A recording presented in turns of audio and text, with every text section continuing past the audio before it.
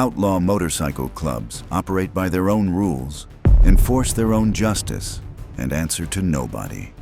For over 70 years, these brotherhoods have built empires through violence, loyalty, and a code that values the patch above everything, including life itself. From California, where it all started, to Moscow, where dictators wear the patch, these are the most dangerous bikers in the world. We start where it all began, the Death Head Patch, the club that created the blueprint every other outlaw organization would follow. And the president of the local Hells Angels was in court just a short time ago. Police say Joseph Lancia shot at a car with an elementary school across the street. The Hells Angels murdered the children and their mother, but they have no proof, and there have been no arrests. You've heard of the Hells Angels, one of the most dangerous outlaw biker clubs in the world. From planting car bombs to killing prison guards just to send a message. These are the 15 most dangerous Hells Angels in history. Maurice Boucher.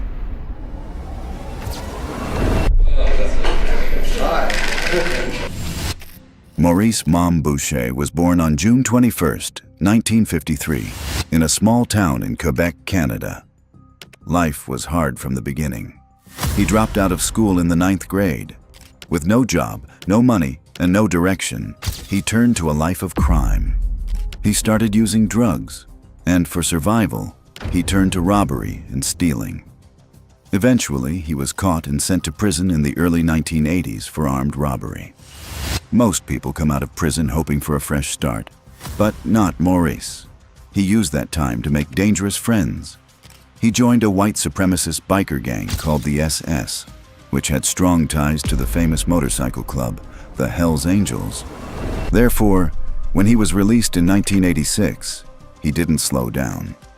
Just months after serving time for assaulting a teenager, he joined the Hells Angels Montreal chapter in 1987.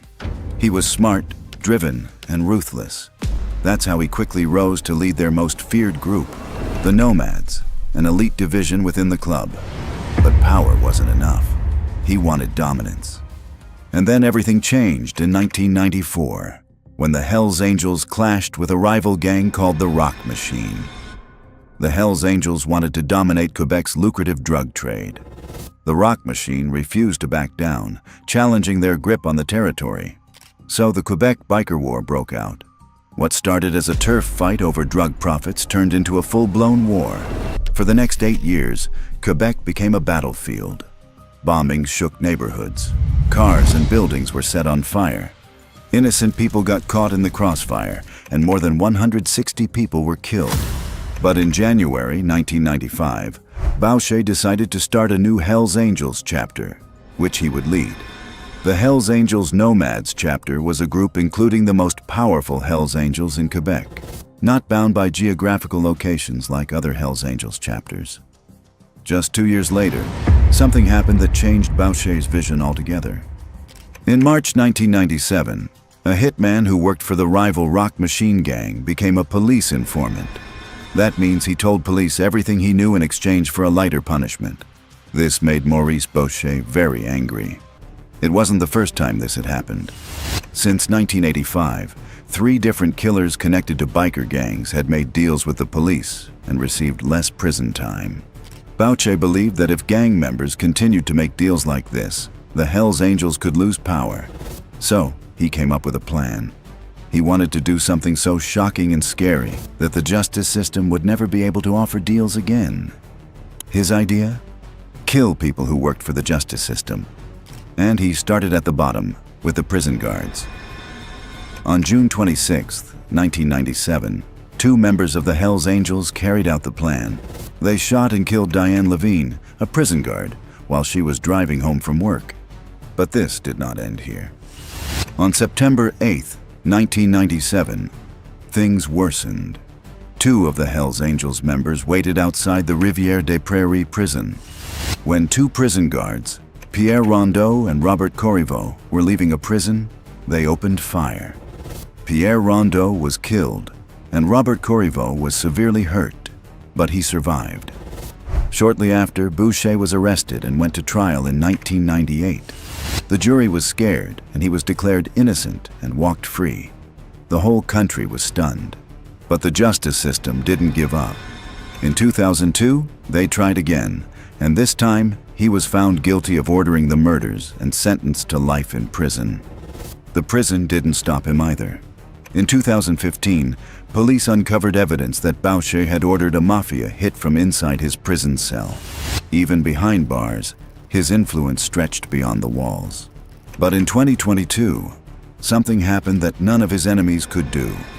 Maurice Boucher died in prison due to cancer at the age of 69 on July 10, 2022. But even a man like Boucher didn't rise alone.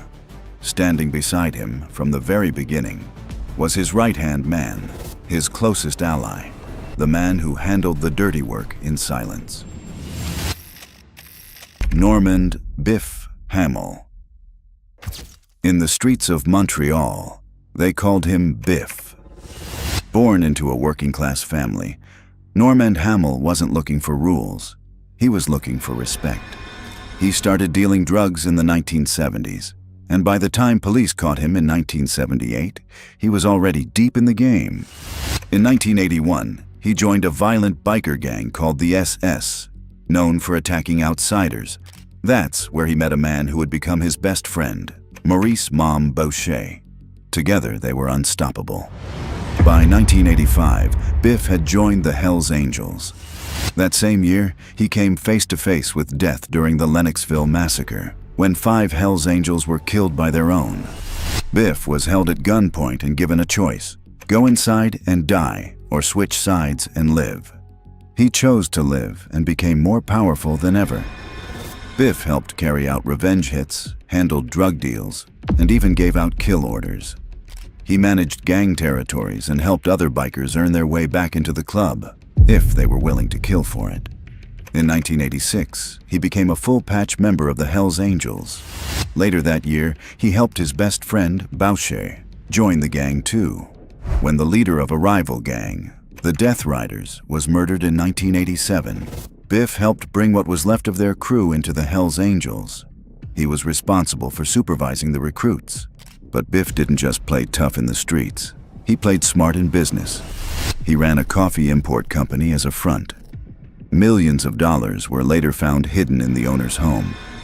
In 1988, when Boucher was arrested for hijacking a truck, Biff was the one who showed up with $10,000 in cash to bail him out. By the mid-90s, Biff was one of the most powerful bikers in Quebec.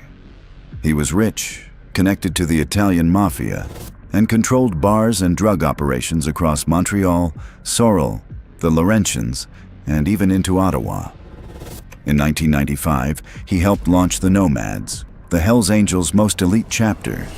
Biff was a founding member. He wasn't loud, he wasn't reckless, he was feared. But in 2000, the war caught up to him. On April 17th, while taking his son to the doctor in Laval, Biff was ambushed by gunmen from the Rock Machine. He was unarmed. He tried to run. 2 bullets in the back, and just like that, the right hand of Boucher was gone. Hamill was old school, a street enforcer raised in the chaos of Quebec. But the next man wore a suit by day and leather by night. Paul Eischied. He wore a suit by day and leather by night. To the outside world, Paul Eischied appeared to be a normal person, a stockbroker working at Charles Schwab, the kind of man who discussed money, not murder. But behind the clean smile was something darker. By the early 2000s, Paul had joined the Hells Angels in Mesa, Arizona. Every week, the gang held secret meetings called church at their clubhouse. It looked like a bar, but inside, behind closed doors, they planned drug deals, weapons sales, and worse. On October 27, 2001, one of the bikers was told to find some girls.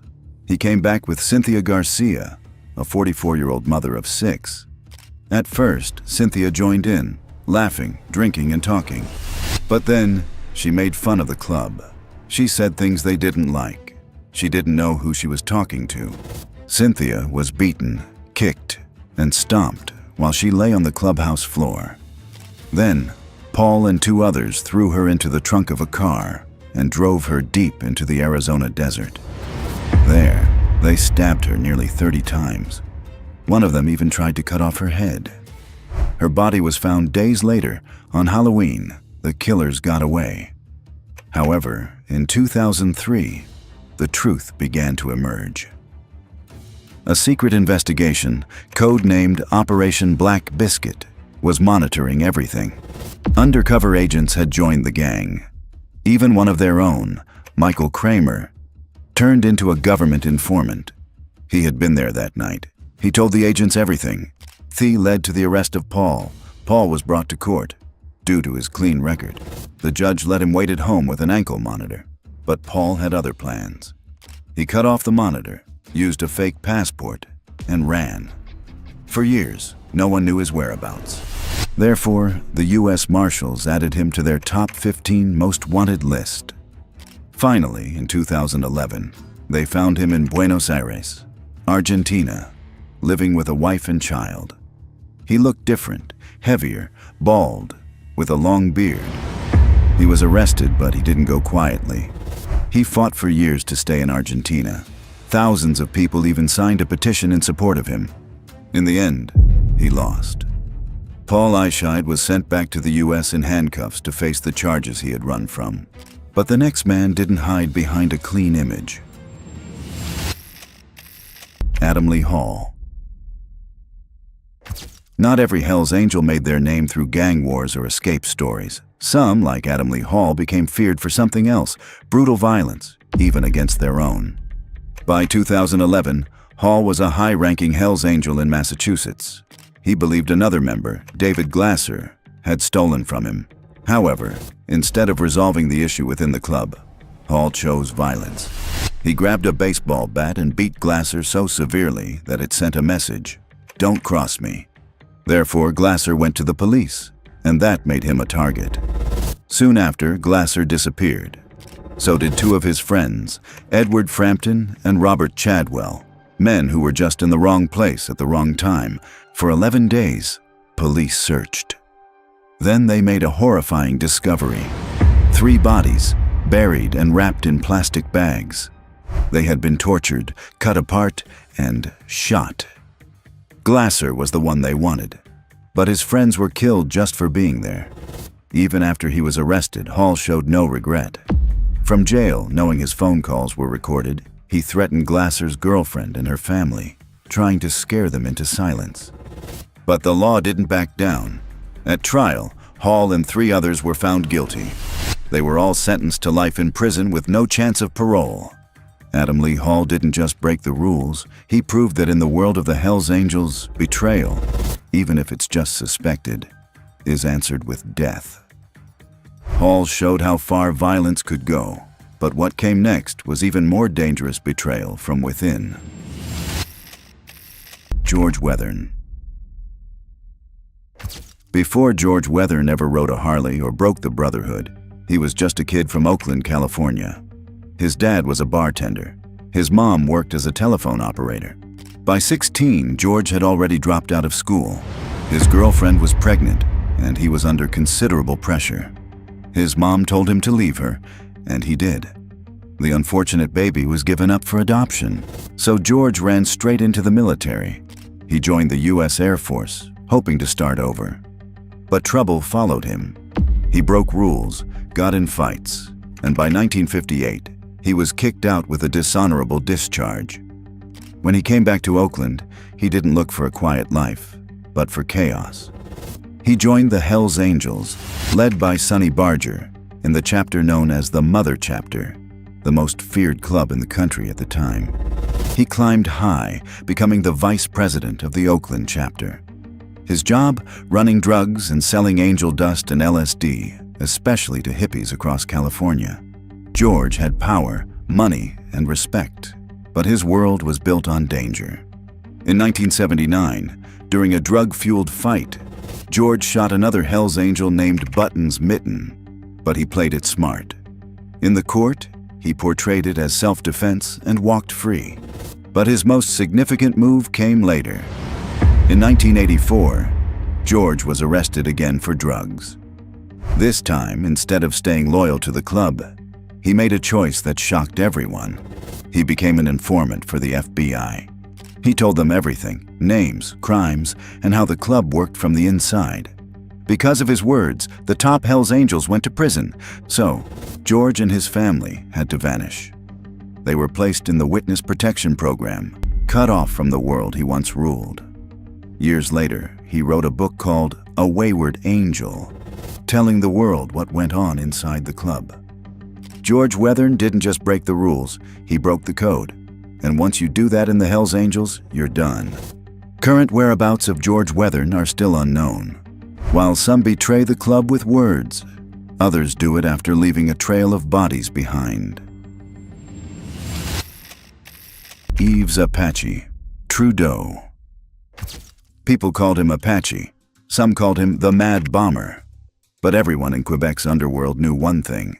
When someone needed to be taken out, Trudeau got the call. He was born in 1946 and grew up in Montreal. In 1968, he joined the Popeyes Motorcycle Club, which would later become part of the Hells Angels. At first, he was just another tough guy in the gang.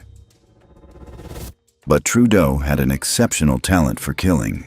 He rose fast by doing the club's dirty work, taking out rivals and enemies one by one. By the 1970s, Quebec's biker world was at war. Trudeau became Popeye's top hitman during bloody fights with rival gangs like Satan's Choice and Devil's Disciples. Therefore, when the Hells Angels took over the Popeyes in the late 70s, they kept Trudeau and gave him more power. He used bombs, bullets, and ambushes. His hits were quick, violent, and final. In 1985, Trudeau's darkest moment arrived. The Lennoxville Massacre. 5 members of the Hells Angels North chapter were seen as weak and out of control. Trudeau helped set them up and kill them, one by one. He didn't hesitate. But even the deadliest man in the gang has limits. Later that year, Trudeau was arrested. But in the meantime, the club had turned against him. They had taken his money and his bike into their custody. So he flipped. Trudeau became a police informant, telling everything about the murders, the structure, and the secrets. In 1986, he pleaded guilty to 43 counts of manslaughter. In exchange, he got a life sentence with a chance for parole after just 7 years. The public was furious. Families of the victims were heartbroken, but the deal stood. In 1994, Trudeau was released and given a new name, Denis Cote. He moved to a small town, worked as a bus driver, and tried to stay hidden, but the past doesn't forget. In 2004, he was arrested again, this time for assaulting a 13-year-old boy. He received an additional 4 years in prison. The judge said, "You've killed more people than Canada did in the Gulf War." Now hated by the Hells Angels in society, Trudeau lived in prison under heavy protection. In 2006, he got sick with bone marrow cancer, and in 2008, he died in a hospital bed, under guard, alone. Trudeau was the face of betrayal, the angel who flipped, and the monster who knew no loyalty to the club or anyone else. Just when it seemed the chaos couldn't spread further, it crossed borders, landing hard in the streets of Berlin. Kadir Padir. The Hells Angels didn't just make headlines in America or Canada. In Germany, one name stood out in the shadows of Berlin's underworld, Kadir Padir. Padir led the Berlin chapter of the Hells Angels. He was a commander, known for handling problems swiftly and decisively. His rule was simple: if you cross the club, you pay for it. In January 2014, someone did just that. A 26-year-old bouncer had stabbed a Hells Angels associate in a fight months earlier. Padir didn't forget, and he didn't forgive. Therefore, he planned one of Germany's boldest biker hits. In the middle of the day, at a busy Berlin betting shop, 13 masked Hells Angels stormed in. Cameras caught everything, 8 shots were fired, 6 hit the target. The man died on the spot. The message was loud and clear. No one touches the club and walks away. However, the widespread violence in broad daylight came with a cost. Police acted quickly. They watched the footage. They followed leads. They built their case. At the center of it all was Padir, the man who gave the order. He was arrested and charged with planning the murder. Therefore, Padir and 6 others were convicted and sentenced to life in prison. The killings shocked Germany. The court's ruling sent a message back. Even the highest-ranking gang leaders can fall. But by then, the world had seen how far the Hells Angels' reach went and how far they were willing to go to defend it. From Berlin to the South Pacific, the Hells Angels' trail of violence has left scars on every continent. In New Zealand, one name stands out for a particularly disturbing legacy: Zayn Parro Wallace. A member of the Hells Angels' New Zealand chapter, Wallace wasn't just feared in the streets. He brought the gang's violent code home with devastating consequences. Wallace had a long history of assaults, including against former partners. But in 2019, his violence escalated to murder. His victim, 30-year-old Jasmine Wilson, a mother of 2. For months, Wallace subjected her to a reign of terror, beatings, intimidation, and psychological control. In one of the final incidents, he forced Jasmine's car off the road, snatched her keys, and brutally assaulted her, kicking her in the chest and slamming her head into a wall with such force that she lost consciousness. 2 days later, she was taken off life support. Even in custody, Wallace showed no remorse. On recorded prison calls, he issued threats toward Jasmine's grieving family, continuing his campaign of control and intimidation from behind bars. Police described Jasmine's injuries as among the worst they had ever seen. And the case didn't end with Wallace.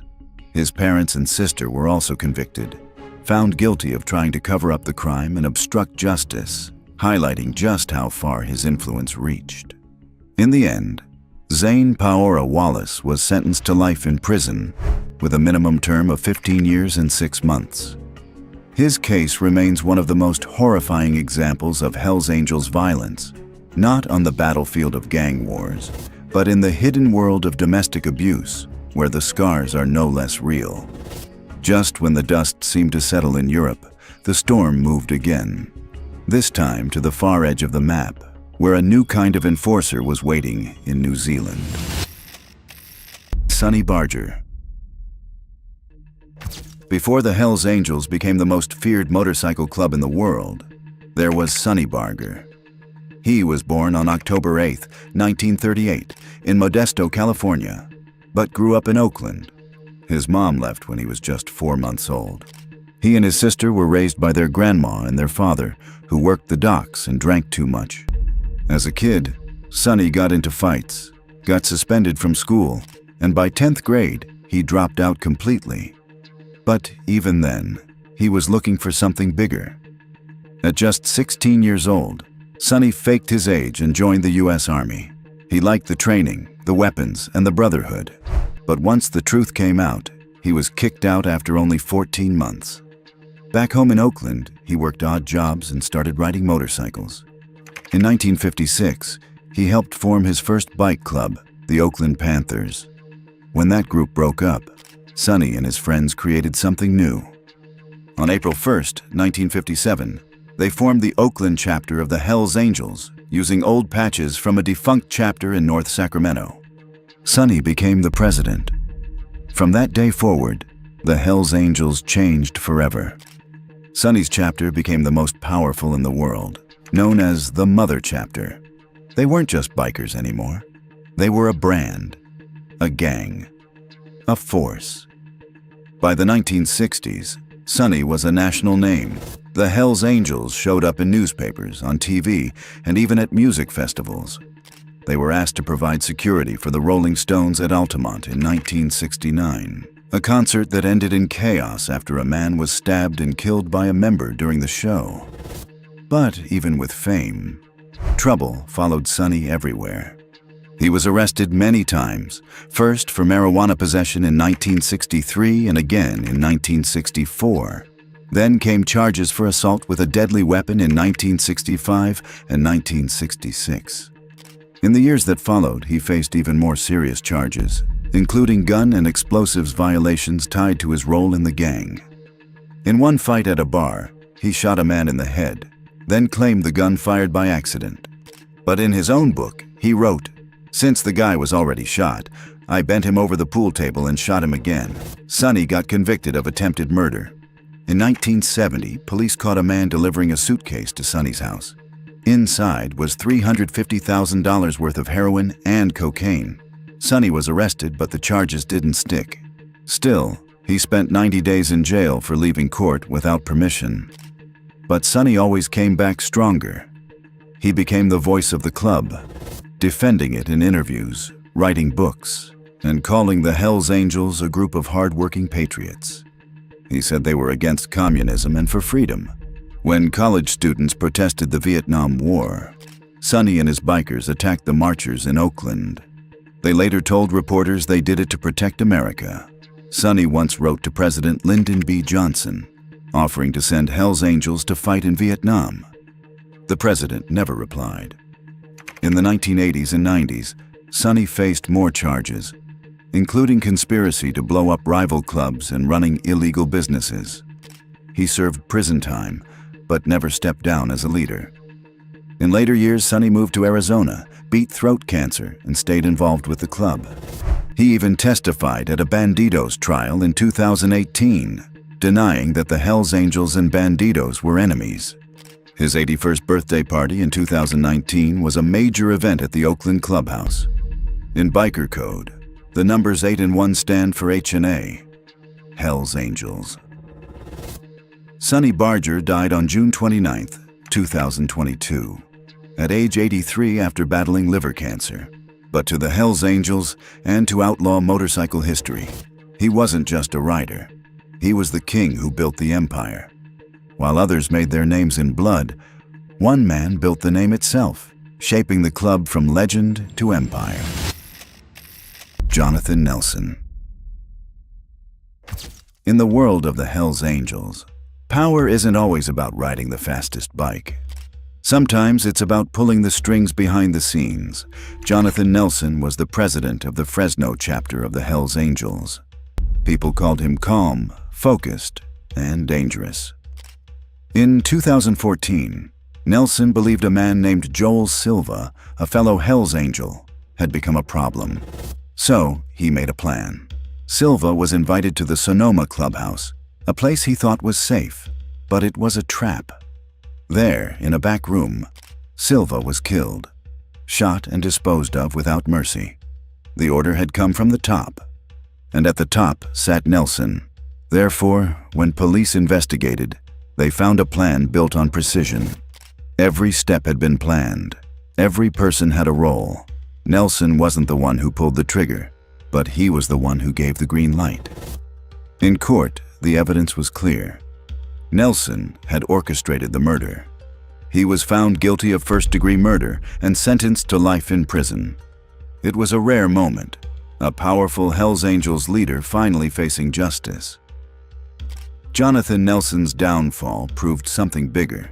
Even inside the Hells Angels, where loyalty is everything, betrayal, or even suspicion can be a death sentence. Power gave the order, but betrayal came from inside the room. Russell Taylor Ott. In the outlaw world, betrayal usually comes from the outside, but sometimes it comes from someone who calls you brother. Russell Taylor Ott was the president of the Sonoma chapter of the Hells Angels, the same chapter Joel Silva belonged to. They rode together. They shared club secrets. But when Silva was marked for death, Ott didn't warn him. He helped set the trap. If Jonathan Nelson was the man who gave the order, Ott was the man who made sure it happened. He welcomed Silva into the Sonoma clubhouse, a place meant to feel safe. But Silva never walked out. He was murdered, right there, among men he trusted. Ott's betrayal cut deep. It showed that in the Hells Angels, no bond is unbreakable, not even between brothers in the same chapter. Therefore, when the truth came out, the fallout was massive. Russell Taylor Ott was charged, tried, and convicted of first-degree murder. He was sentenced to life in prison, just like Nelson, while Taylor played his part. The next one ran the show. Nicati Arabaci. Most Hells Angels made their name with fights and guns, but Nicati used strategy, connections, and fear. His grip was so strong that even the law stepped back. Victims stayed quiet, witnesses vanished. He started in Germany's red light districts. Nicati was born in Cologne, Germany, in 1972. By the early 2000s, he was already running a criminal empire in Germany's red light districts. He controlled bouncers, nightclubs, and brothels across multiple cities. To the outside world, it looked like a normal business, just part of the nightlife scene. But behind closed doors, it was something else entirely. A tightly controlled operation built on forced prostitution and human trafficking. In 2002, Nicati was arrested. He was charged with leading a criminal gang, along with multiple counts of pimping and trafficking. Just 2 years later, in 2004, he confessed to his crimes and was sentenced to 9 years in prison. But prison didn't stop him. Even behind bars, he was able to run his businesses. Not only that, but from the prison, he had planned to kill the lead prosecutor using a hired gun from Duisburg, Germany. But luck was on Nicati's side. A mistake in the court transcripts helped him avoid that charge. Eventually, he was deported to Turkey. After arriving in Turkey, Nicati began forming relationships with local biker groups. He began working closely with members of the Hells Angels. By the late 2000s, he had reportedly been patched in. In 2010, he became the president of the newly formed Hells Angels Nomads chapter in Izmir. After the arrest of a top European boss in 2013, he quietly moved up the ladder, becoming one of the most powerful Hells Angels in Europe. By 2015, Spain issued a warrant for his arrest. They accused him of drug trafficking, extortion, and illegal brothel operations. But Turkey doesn't extradite its citizens, so Nicati stayed free. Today, he lives in Monaco. Nicati built his power quietly. The next one pulled the trigger loudly. Brian Wayne Wendt. He came from out of state, but his role was just as deadly. Wendt was the president of the Salem chapter of the Hells Angels, based in Oregon, not California. He didn't know Joel Silva personally, but when the call came, Wendt didn't ask questions. He showed up. Joel Silva had been lured to the Sonoma clubhouse, thinking he was among friends. But behind closed doors, the plan was already in motion. And Wendt was the one chosen to pull the trigger. He delivered the fatal shot that ended Silva's life, then helped cover it up. Therefore, when police pieced together the evidence, they saw the full picture. This wasn't just a local hit. It was a cross-state conspiracy involving leaders from Fresno, Sonoma, and Salem, all working together to remove one man they saw as a problem.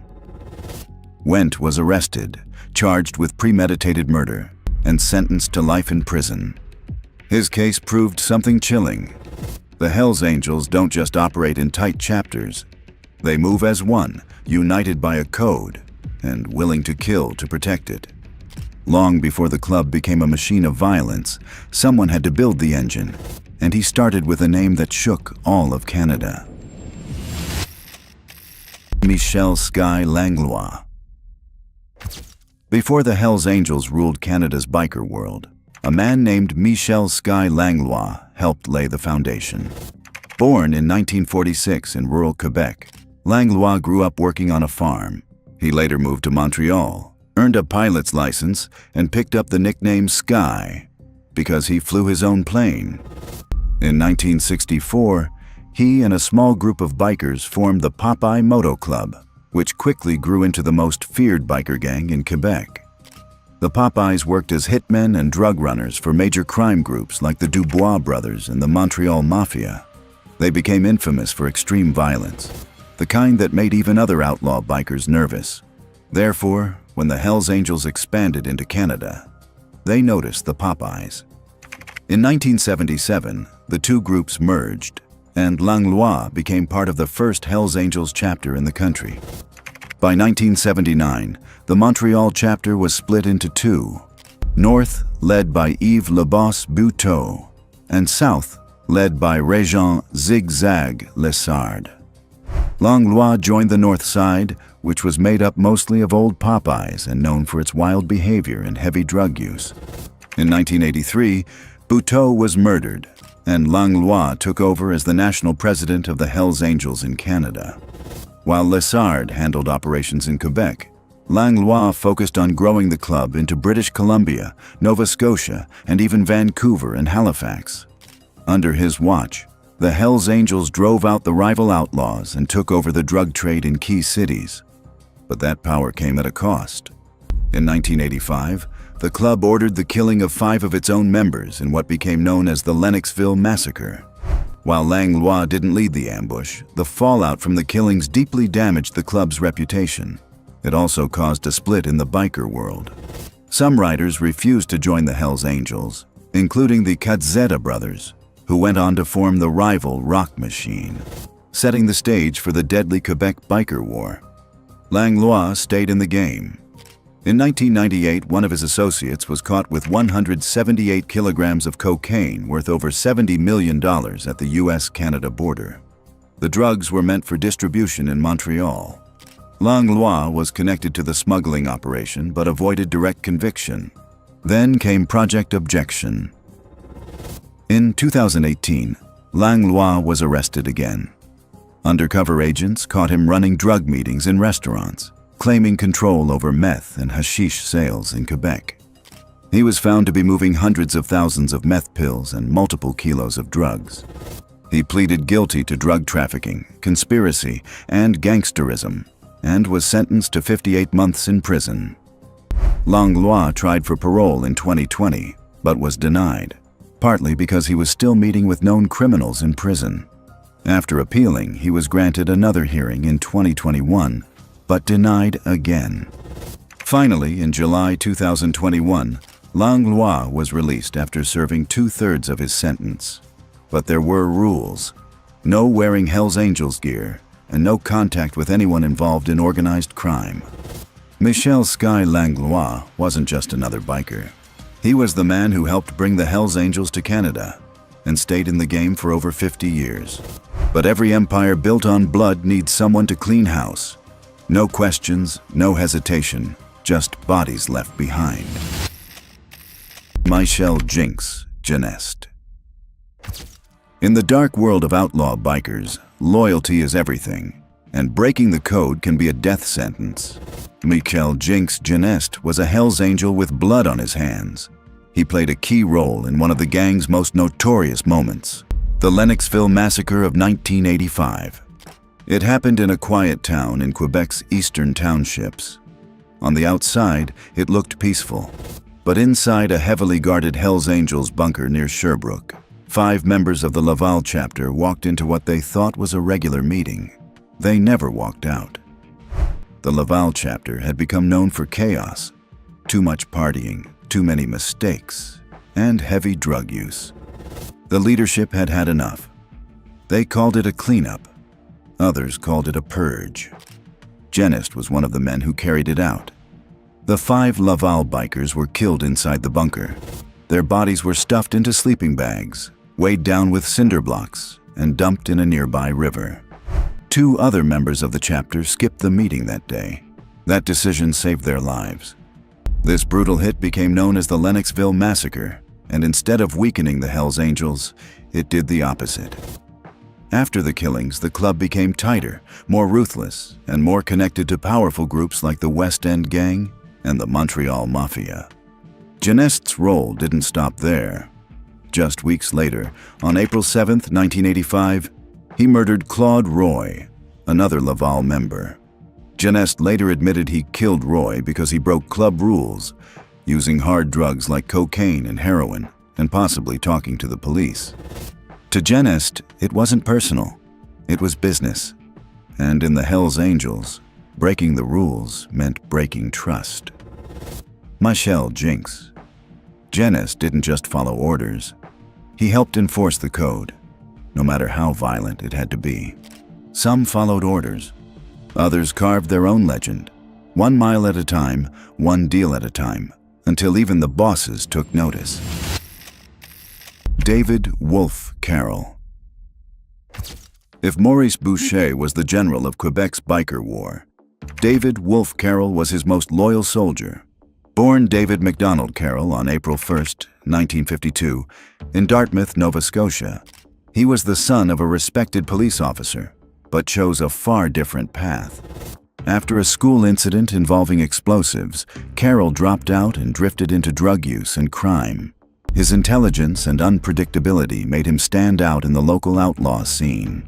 He joined a gang called the 13th Tribe, where his violent streak and calculated nature caught the eye of none other than Maurice Boucher. Boucher saw potential and personally brought Carroll into the Hells Angels Montreal chapter. Once patched in, Carroll rose fast. He became Boucher's most trusted enforcer, earning the rare and ominous Filthy Few patch, a mark reserved for those who'd killed for the club. Behind the scenes, he oversaw drug trafficking operations across the Laurentians, played a key role in prostitution rings, and was known to settle scores personally. During the Quebec Biker War, Carroll developed a deep hatred for the rival rock machine. He was widely believed to have murdered several of their members, though nothing was ever proven in court. What made him truly dangerous was his ability to vanish. As police swept up Hells Angels across Canada, Carroll slipped through the cracks. For over 2 decades, he's been a ghost, wanted, hunted, but never found. To this day, David Wolfe Carroll remains one of Canada's most elusive fugitives, a phantom from the deadliest chapter of biker history. But the Hells Angels didn't rule unchallenged. In 1966, a Texas biker decided red and white needed competition. Enter the Bandidos, the club that turned rivalry into warfare. Obama himself would send out the Air Force, the Army, the Marine Corps, and everybody and take us out. The Bandidos gang is classified as a Tier 2 threat. That's the second highest level. With only one motto: we are the people our parents warned us about. These are the 15 most dangerous bandidos in history. Number 15, Donald Chambers. Donald Eugene Chambers was a founding father of Bandidos, born on November 23, 1930. After serving in the United States Marine Corps during the Vietnam War, he returned to Texas and worked as a longshoreman. He had a passion for riding and had been a member of local clubs. Dissatisfied with the motorcycle clubs he joined, Chambers decided to form one of his own. On March 4, 1966, in San Leon, Texas, he founded the Bandidos Motorcycle Club. He named the club after Mexican bandits who lived by their own rules and chose red and gold as its colors, in honor of the Marine Corps. Recruitment began in biker bars across Houston and other nearby areas, and soon the Bandidos had over 100 members, many of whom were hardened Vietnam veterans. Not long after, Chambers was involved in a violent gunfight with a rival gang with whom they had gathered to negotiate peace. Soon, the law enforcement was after him, and he had to relocate to New Mexico. By 1969, Chambers was on law enforcement's radar, but the darkest chapter of his life had yet to come. On December 22, 1972, Chambers and fellow Bandidos members abducted 2 drug dealer brothers. The brothers had tricked the Bandidos by selling them baking soda, claiming it was amphetamine. Seeking revenge, Chambers and his men drove them into the desert, forced them to dig their own graves, and then executed them. Their actions sent shockwaves even through the outlaw world. Chambers and his accomplices were convicted of the murders after testimony from a club prospect who had turned police informant. All 3 received life sentences. While Chambers was incarcerated, tragedy struck his family. In 1979, his 23-year-old son, Stephen Trammell Chambers, was shot dead during a nightclub dispute in Houston. The suspect fled, and decades later, in 2016, police arrested a man they thought was responsible, only to discover that the real killer had used a false identity. Chambers himself was paroled in 1983 after serving a decade behind bars. He stepped back from the Bandidos and eventually retired from the club altogether. He settled in El Paso, Texas, where he lived quietly until his death from cancer on July 18, 1999, at the age of 68. He was buried in Houston at Forest Park Lawndale Cemetery under a gravestone marked with his name, the Bandito's insignia, and a phrase that summed up the outlaw life he embraced. "We are the people our parents warned us about." But when Donald Chambers was gone, the man who replaced him proved to be even more violent. Number 14. Ronnie Hodge. When Donald Chambers was behind the bars imprisoned, leadership of the Banditos passed to Ronnie Hodge. He was ex-Marine who earned the nickname Mr. Prospect for patching into the club in just 1 month. Once elected national president, he styled himself Stepmother, a nod to Chambers' nickname Mother. Hodge was ruthless. He quickly reshaped the Banditos by purging members he felt lacked true loyalty. Entire chapters in Montana and Indiana were shut down under his watch. Despite the cutbacks, the club thrived, replacing lost members with new recruits and expanding its reach. Then came 1978, and under Hodge's leadership, the Banditos attended Bike Week in Daytona Beach for the first time. There, they struck a powerful alliance with the Outlaws Motorcycle Club, Florida's dominant gang. Drugs became the backbone of this relationship. The Outlaws supplied cocaine, while the Banditos supplied meth. This partnership helped elevate the Banditos into the ranks of the Big Four outlaw motorcycle clubs. The Banshees conflict. By 1983, tensions with the Banshees Motorcycle Club erupted. A violent clash in Texas left one Bandito and the Banshees president dead. The Banditos were enraged that a much smaller club would dare to take them on, especially in Texas. Not only that, but several Banshees had once been Banditos, defecting in what's called a patchover. At the funeral of fallen member John Batchelor, national leaders gathered. They couldn't allow the insult to go unanswered. Hodge ordered intelligence gathering on the Banshees chapters in Dallas and Texarkana and levied a $100 assessment from each Bandito to fund retaliation. Different avenues of revenge were explored. Possible attacks included drive-by shootings and bombings. Eventually, leaders approved a bombing operation against 2 Banshees residences in Dallas. The 1983 bombings. To provide cover for the bombers, the Banditos staged 2 large parties, one in Rapid City, South Dakota, and another in Corpus Christi, Texas. On the 4th of July weekend in 1983, most members attended, creating perfect alibis for those who carried out the attacks. The party in Corpus Christi was well advertised and billed as a 4th of July poker run to raise money for the Cerebral Palsy Foundation, with the goal of helping the crippled children of Nueces County. One of the national officers was sent to Houston to obtain the explosives for bombs. He stole what he needed from the back of a truck carrying demolition supplies.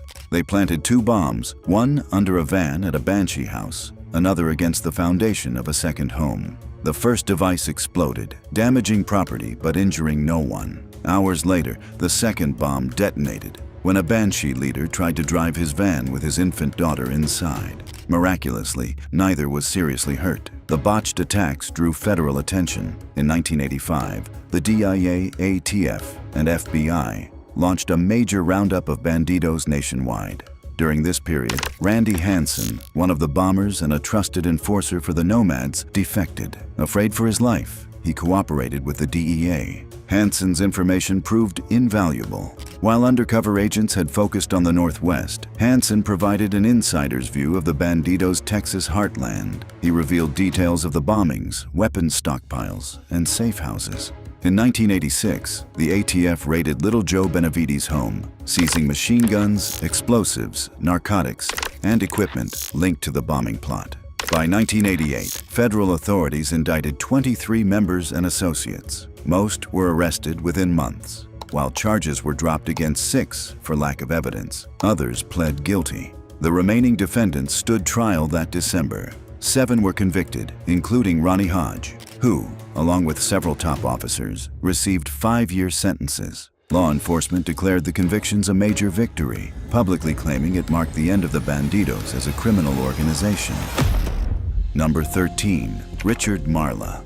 I've been in the inner circle. I've been in the circle, man. Among the most dangerous figures tied to the Banditos Motorcycle Club is Richard Stephen Merla, a man whose violent legacy still echoes in Texas outlaw history. Merla joined the Banditos in the early 2000s and quickly became known for his willingness to kill. In late 2001, Bandido Secretary Xavier Negrete was gunned down outside Tiffany's Billiards in San Antonio. The club identified Robert Lara as the shooter, and retaliation followed.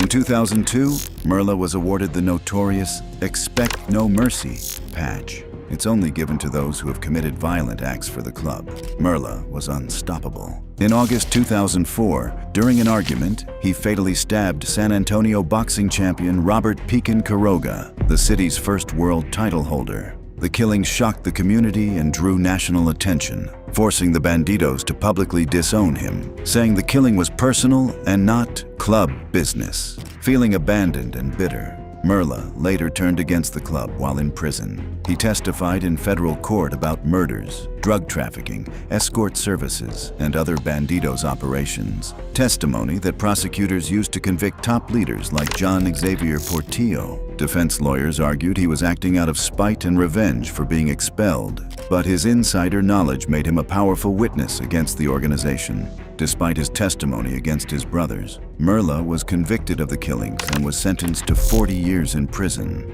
His testimony later became crucial in a federal racketeering case against the Bandidos' leadership, although defense attorneys claimed he was motivated by revenge after being expelled from the club. Richard Merla carried out his violence primarily on his own, but the men who came after him committed their crimes together, and what they did shocked an entire community.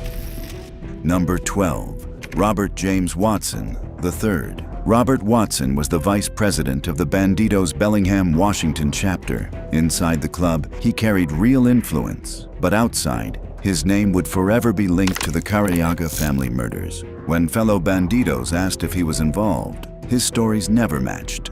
Even his own chapter president condemned the crime, insisting women and children were off limits. Yet suspicion pointed straight back to Bobby, remembered as the man who dragged the Bandidos' name into one of Washington's darkest massacres.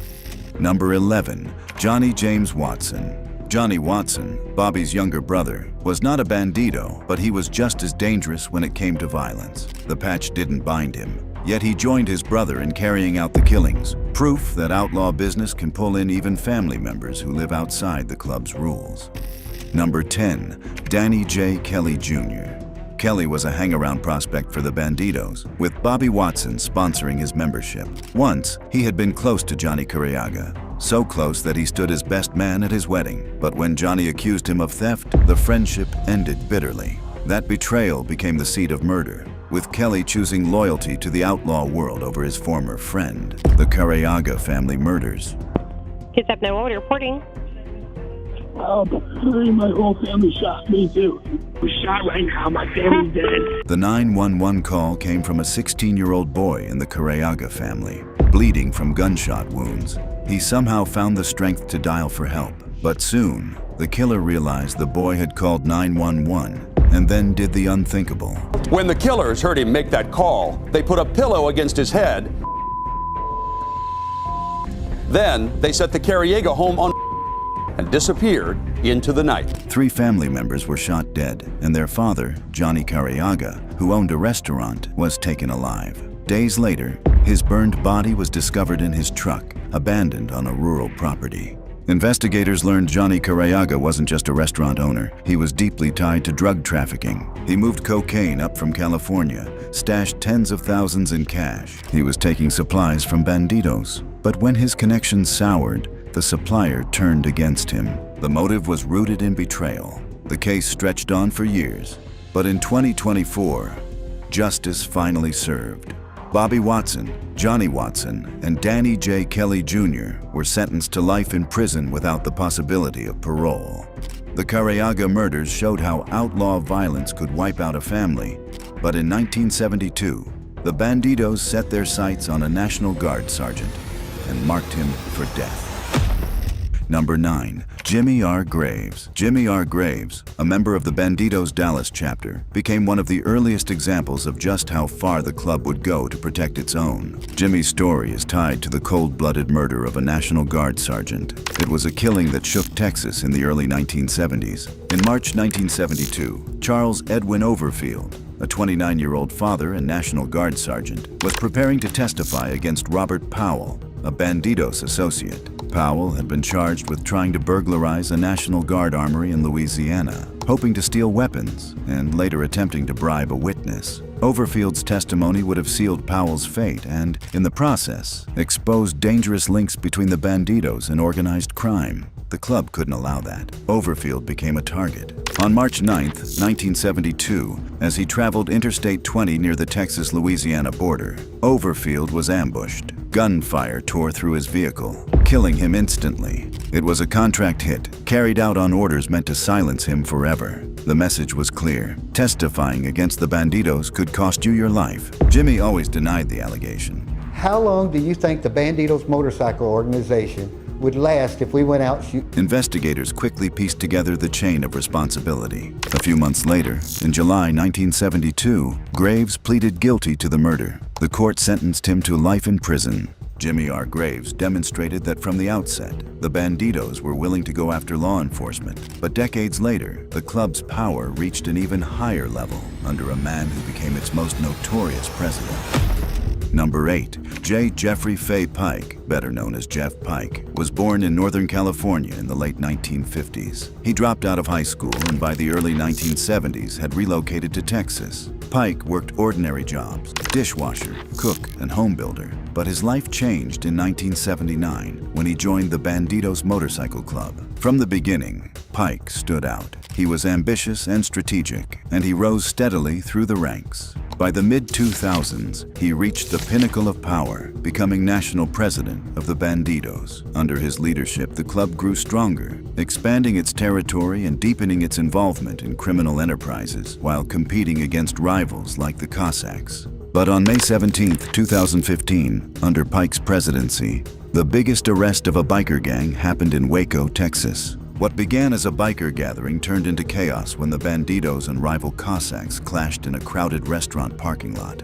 By the end of the brawl, 9 bikers were dead, more than a dozen were wounded, and 177 arrests were made. Pike wasn't physically present, but prosecutors argued that the shootout reflected the violent culture he fostered at the top of the Bandidos' hierarchy. The Waco massacre was only one chapter of Pike's criminal legacy. In 2016, federal authorities indicted him on charges of racketeering, conspiracy to commit murder, assault, and drug trafficking. Breaking developments in the federal case against a notorious motorcycle club leader. Jeffrey Pike just appeared in front of a judge on several charges, and we've learned he allegedly called for members to commit murder. Among the most serious allegations was his role in the 2006 assassination of Anthony Benish, a man who had tried to start a Hells Angels chapter in Austin. Prosecutors portrayed Pike not as a distant figurehead, but as a man who approved and directed violence. In May 2018, after a lengthy federal trial in San Antonio, Pike was convicted of racketeering, conspiracy to commit murder, assault, and firearms charges. He was sentenced to life in prison. While Jeffrey Fay Pike was the national president, he did not run the empire alone. At his side was the national vice president, who was just as ruthless and often pulled the strings on the ground. Number 7. John Xavier Portillo. John Xavier Portillo rose through the Bandidos ranks to become national vice president, standing shoulder to shoulder with national president Jeffrey Fay Pike. Together, they ran the club at its most violent peak. He was the man who authorized violence, drug trafficking, and intimidation. One of the most infamous cases linked to him was the 2006 killing of Anthony Benish, who was shot outside a restaurant in Austin after attempting to start a Hells Angels chapter. Portillo's name also surfaced in connection with the 2002 death of Robert Lara, which came after Lara was accused of killing Bandido Secretary Xavier Negrete. In May 2018, after a 3-month federal trial in San Antonio, Portillo was convicted alongside Pike on charges of racketeering, murder conspiracy, drug trafficking, assaults, and firearms violations. The courtroom evidence pulled back the curtain, exposing the Bandidos as a structured criminal enterprise where violence was as routine as business.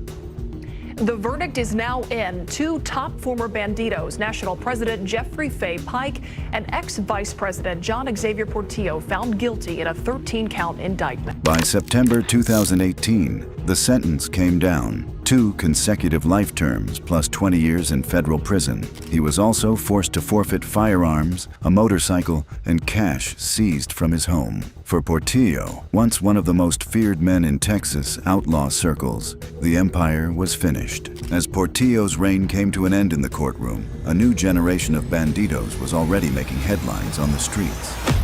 Number 6. Chris Jake Carrizal. Christopher Jake Carrizal is one of the most recognizable figures in Bandidos history, remembered as the president of the Dallas chapter during the infamous Twin Peaks shootout in Waco, Texas. On May 17, 2015, tensions between the Bandidos and their rivals, the Cossacks, exploded outside a Twin Peaks restaurant. What began as a standoff escalated into an all-out gunfight in a crowded parking lot. By the time the smoke cleared, 9 bikers were dead, more than a dozen others were wounded, and 177 people were arrested. It remains the deadliest biker shootout in U.S. history. Carrizal quickly became the central figure of the case. As Dallas chapter president, he bore responsibility for leading his men into the bloodbath. On the trial, Carrizal admitted firing his gun but claimed it was in self-defense, testifying that a Cossack tried to attack him through his helmet. He also described watching his father, himself a bandito, take a bullet to the shoulder during the melee. Despite the chaos and scale of the bloodshed, the trial against Carrizal ended in a mistrial, with jurors deadlocked. In the aftermath, all charges against the 177 bikers were dropped. The inability to secure convictions turned the Waco case into one of the most controversial failures in American criminal justice. For a while, Carrizal faded from headlines, but in May 2024, his name returned. Police say Carrizal and fellow bandito Eric Grindstaff revved their motorcycles outside a Dallas man's home after midnight. When confronted, they allegedly kicked in the man's door, threatened to kill him, and Carrizal pointed a handgun through the glass. Both men, wearing banditos vests, were arrested and charged with aggravated assault and later released on bond. Carrizal's name will always be tied to the chaos of Waco, but not long before that, another bandito president was making headlines of his own. Number 5. Howard Wayne Baker. Howard Wayne Baker served as the president of the Fort Worth chapter of the Bandidos Motorcycle Club. Under his leadership, the chapter operated less like a social club and more like a criminal crew capable of orchestrated violence.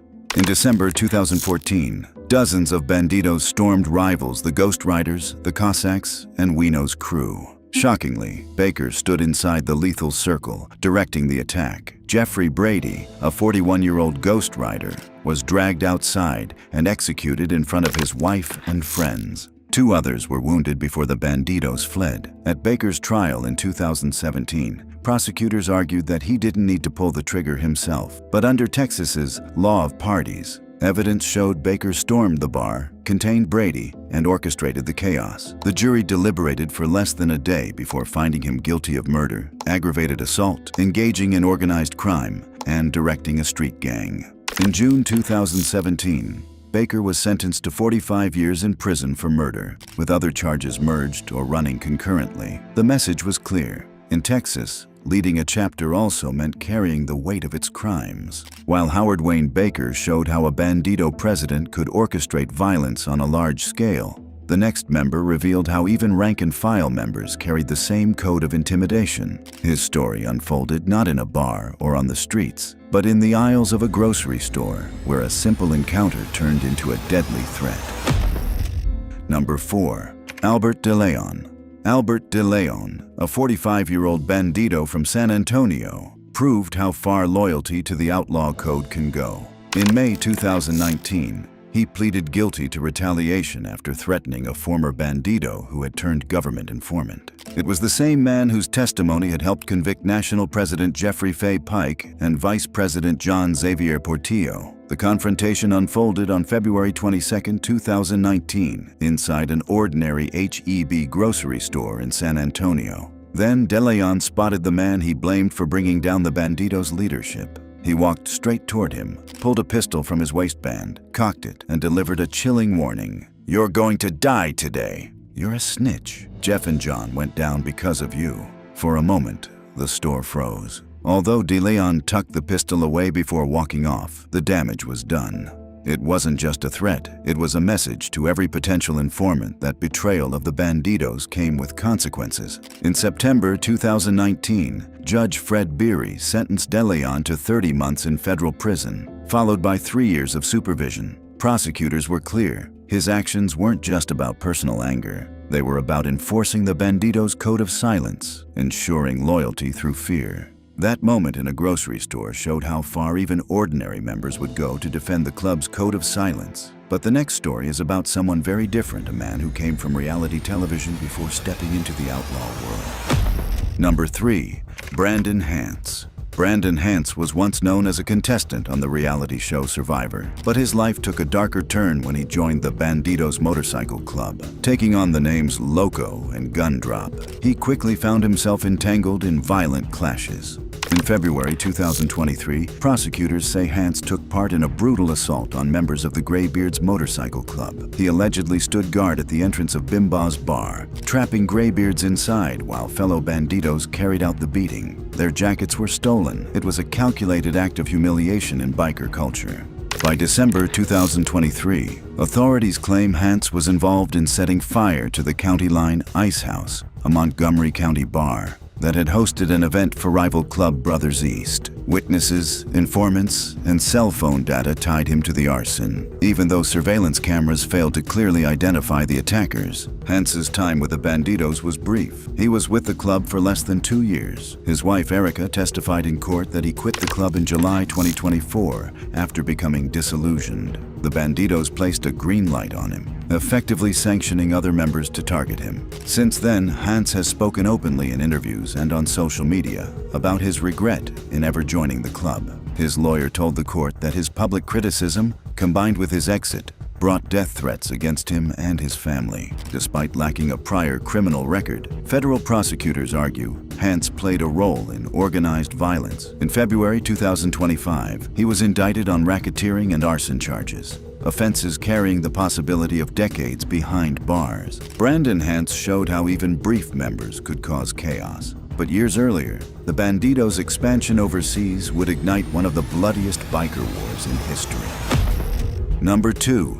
Anthony Spencer Snodgrass. Anthony Mark Spencer's life began in tragedy. Born into a broken home in Sydney, he never even knew if the name he carried was his actual birth name. His childhood was spent bouncing through various foster care placements. His father was absent, and his mother, who struggled with mental illness, ultimately took her own life. As a child in an Anglican boys' home, Spencer endured cruelty from other boys who once tried to drown him in a bathtub. Though he survived, the incident left him with a lifelong fear of water. Barely literate, Spencer poured his emotions into a diary filled with spelling mistakes, a private outlet for a boy who grew up lonely, rejected, and desperate for love. Drifting from one place to another, he finally found his place in the Comancheros Motorcycle Club. By the early 1980s, Australia's outlaw motorcycle scene was changing rapidly. The Comancheros Motorcycle Club had split into 2 factions, the city chapter, led by Anthony Snodgrass Spencer, and the Parramatta chapter, controlled by National President William Jock Ross.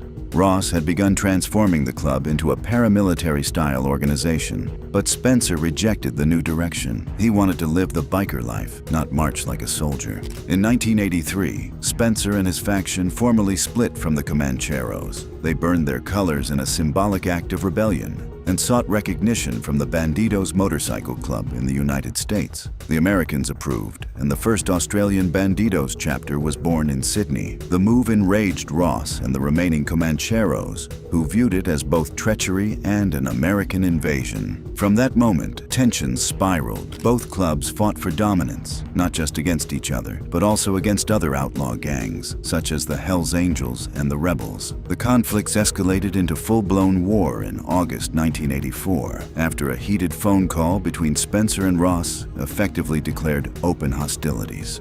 On September 2, 1984, Father's Day in Australia, the British Motorcycle Club hosted a family-friendly swap meet at the Viking Tavern in Milperra, a suburb of Sydney. It was meant to be a community event, complete with food, music, and families with children. But the simmering war between the Comancheros and the newly formed Bandidos was about to boil over. That morning, bandidos confronted Comanchero member Glenn Eves, challenging him to a confrontation. The confrontation happened in a parking lot, and both parties arrived armed. Both sides lined up, staring each other down across the lot. At the height of the standoff, Comanchero leader Jock Ross waved a machete and gave the order, "Kill 'em all!" The parking lot erupted into chaos. In less than 10 minutes, the battle left 7 people dead, 4 Comancheros, 2 bandidos, and a 14-year-old girl. Police were called. Over 200 officers reached the scene, but it was too late. 20 others were wounded. The brutal confrontation would forever be remembered as the Milpera Massacre. The massacre made international headlines. It was proof that the bandidos were now a force in Australia. Rumors spread in the aftermath, including a false theory that the young girl killed was not actually Leanne Walters, but another girl carrying her ID. Dental records later confirmed her identity, putting those rumors to rest. The Milpera Massacre cemented Anthony Snodgrass Spencer's place in outlaw history.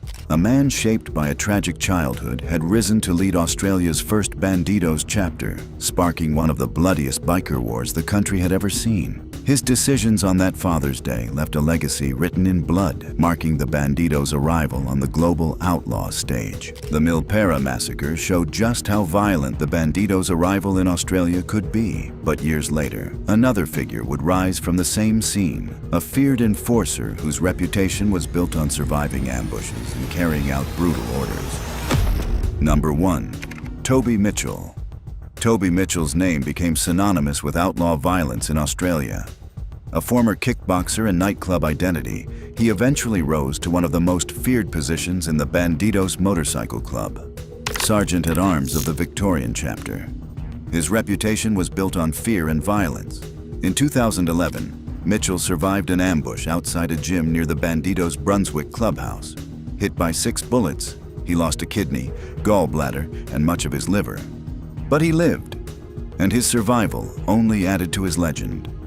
Less than 2 years later, in 2013, he was shot again, this time in the arm as he entered the clubhouse of the Diablos, a Bandidos support club. The attack was never solved, but it cemented his image as a marked man in Australia's biker wars. By 2013, Mitchell stepped away from the Bandidos, citing health issues and growing disputes. He was arrested multiple times for assaults, public brawls, and affrays. Though no longer wearing the red and gold patch, his reputation as the Bandidos' former enforcer followed him everywhere. Mitchell later joined the Mongols Motorcycle Club, showing how shifting allegiances in Australia's biker scene often reignite old rivalries. His social media presence and celebrity status made him one of the most public outlaw bikers in the country and one of the most polarizing. The Bandidos' history is a tale of blood, loyalty, and power. Many of their leaders are now serving life sentences. Others are buried, but the shadow of the red and gold patch still lingers on the outlaw road. But this is only one part of the outlaw world. Click on the next video to see how a giant of the biker scene, a man feared the most, not because of his weapons, but because of his fist. While Hell's Angels and Bandidos fought for global dominance, a different threat emerged in California: the Mongols. Rejected by the Angels, they built something more dangerous, and one man made them unstoppable. Now to the retrial of a Mongols motorcycle gang member who admits he shot and killed Pomona SWAT officer Sean Diamond back in 2014. From killing a SWAT officer to the whole club being arrested on federal criminal charges. The early morning arrests of 61 members of the Mongols motorcycle gang was the biggest crackdown on motorcycle gang violence in history. These are the most feared Mongols MC leaders ever. David Martinez's life took biggest turn when on October 28, 2014, a SWAT team raided his home in San Gabriel, California. Martinez did the unthinkable. He responded with a shotgun and killed a SWAT officer named Sean Diamond. Diamond was a 16-year veteran of the Pomona Police Department. The shot hit him in the neck, breaking his spine. The officer was critically injured and immediately taken to the hospital. Unfortunately, he died at the hospital. Martinez fired a shotgun at Diamond, severing his spine. Diamond died a day later. Shooting at an officer is a serious offense, but Martinez was not new to serious offenses. He was a trusted member of the Mongols Motorcycle Club's Pomona chapter, known for handling disputes and guarding club territory. In 2014, he was under investigation for gun trafficking and narcotics. Not only did he shoot a SWAT officer, but he also tried to outplay the justice system. According to him, when the SWAT team broke through his door, he thought his own brothers, the Mongols, were coming to kill him after rumors spread that he wanted to leave club. He surrendered minutes later and claimed he never heard the police announce themselves. After 2 mistrials on murder charges, Martinez pleaded no contest to voluntary manslaughter and assault with a firearm on a police officer. He was sentenced to 10 years, most of which he had already served. A Mongols biker gang member who shot and killed a Pomona police officer has been sentenced to 10 years in prison, but he could get out a lot sooner. David Martinez pleaded guilty to involuntary manslaughter in November for killing SWAT officer Sean Diamond. When he was released, it left both sides uneasy, because this wasn't just a shooting. It was a Mongol who fired on a SWAT team and lived to tell about it. Chapter 2. Justin Mooch De Loreto. Justin Mooch De Loreto had run Mongols chapters across Oregon, Missouri, Illinois, and Indiana for nearly 15 years.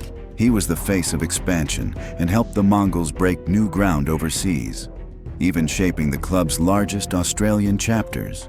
Inside the Brotherhood, Mooch was old school. He was strict, loyal, but ruthless when tested. He lived the Mongol code: family first, club forever. But like every high-ranking Mongol, his story collided with law enforcement sooner or later. The 2008 chase. In 2008, federal agents and Eugene detectives rolled up to Justin De Loreto's rural Turner home. They were investigating a bar assault tied to Mongol members. Minutes later, deputies spotted De Loreto's vehicle heading north on I-5. When they tried to follow, the highway turned into a chase as De Loreto swerved toward their unmarked car, attempting to run them off the road and calling in 2 other bikers to box them in. According to De Loreto, he didn't know they were cops. He thought it was a rival crew coming for him. The court didn't buy it.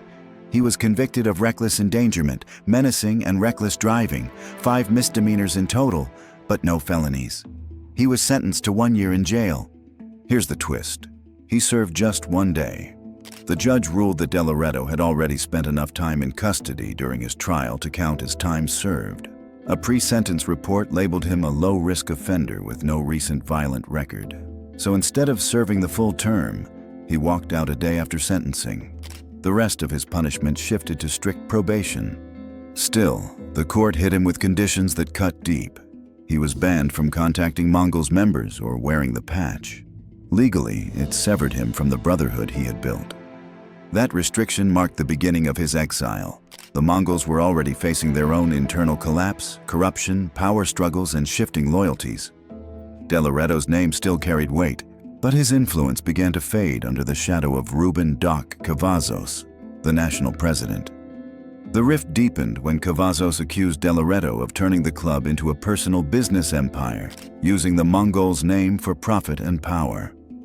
De Loreto started speaking out, quietly at first, about the corruption spreading through the leadership. By 2010, his chapter presidency was over.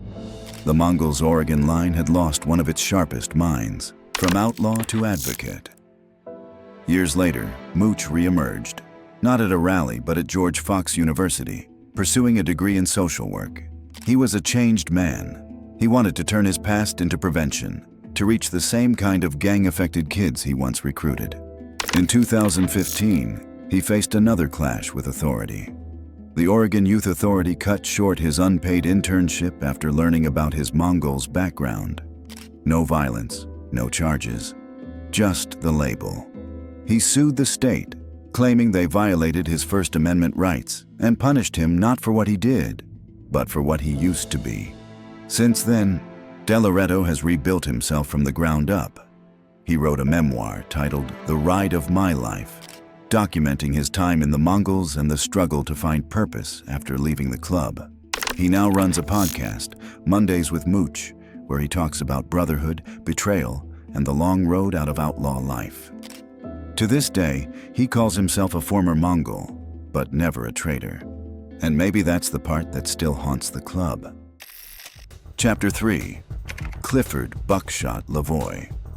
A federal criminal complaint charges 51-year-old Clifford Lavoy of Montclair with assault resulting in serious bodily injury.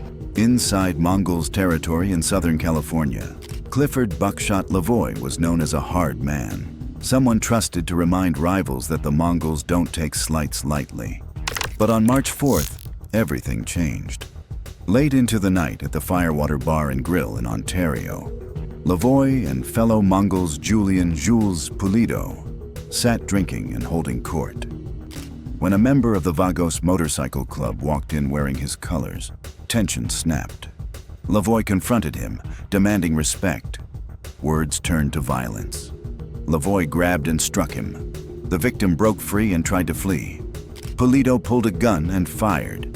The victim fell dead on the sidewalk. By the next afternoon, law enforcement had identified both men. Pulido led police on a 9-hour chase across 5 counties before crashing. Lavoy was arrested in Whittier a few days later. Now, Lavoy faces federal charges for assault in aid of racketeering, carrying a sentence of up to 20 years if convicted. He didn't pull the trigger. He played the role of the enforcer, the muscle, the man who makes sure respect is demanded and delivered. If convicted, he becomes a cautionary tale inside the Mongols. Even trusted enforcers are not untouchable when violence spirals out of control. Chapter 4. Christopher Allen Boyd. In early 2025, bikers from all over Florida descended on Daytona for Bike Week, the ritual gathering where colors mix and rival tensions crack. Among them was Christopher Allen Boyd, a 38-year-old Mongol from Lakeland, Florida. He wasn't yet known in major headlines, but that would change. On March 8th, outside a gas station in New Smyrna Beach, a confrontation exploded. Members of the Warlocks and Mongols faced off in the parking lot. The confrontation soon turned into a full-blown brawl. When the smoke cleared, multiple people were injured. Months later, under Operation Mongolian Beef, federal and state law enforcement launched a sweeping crackdown.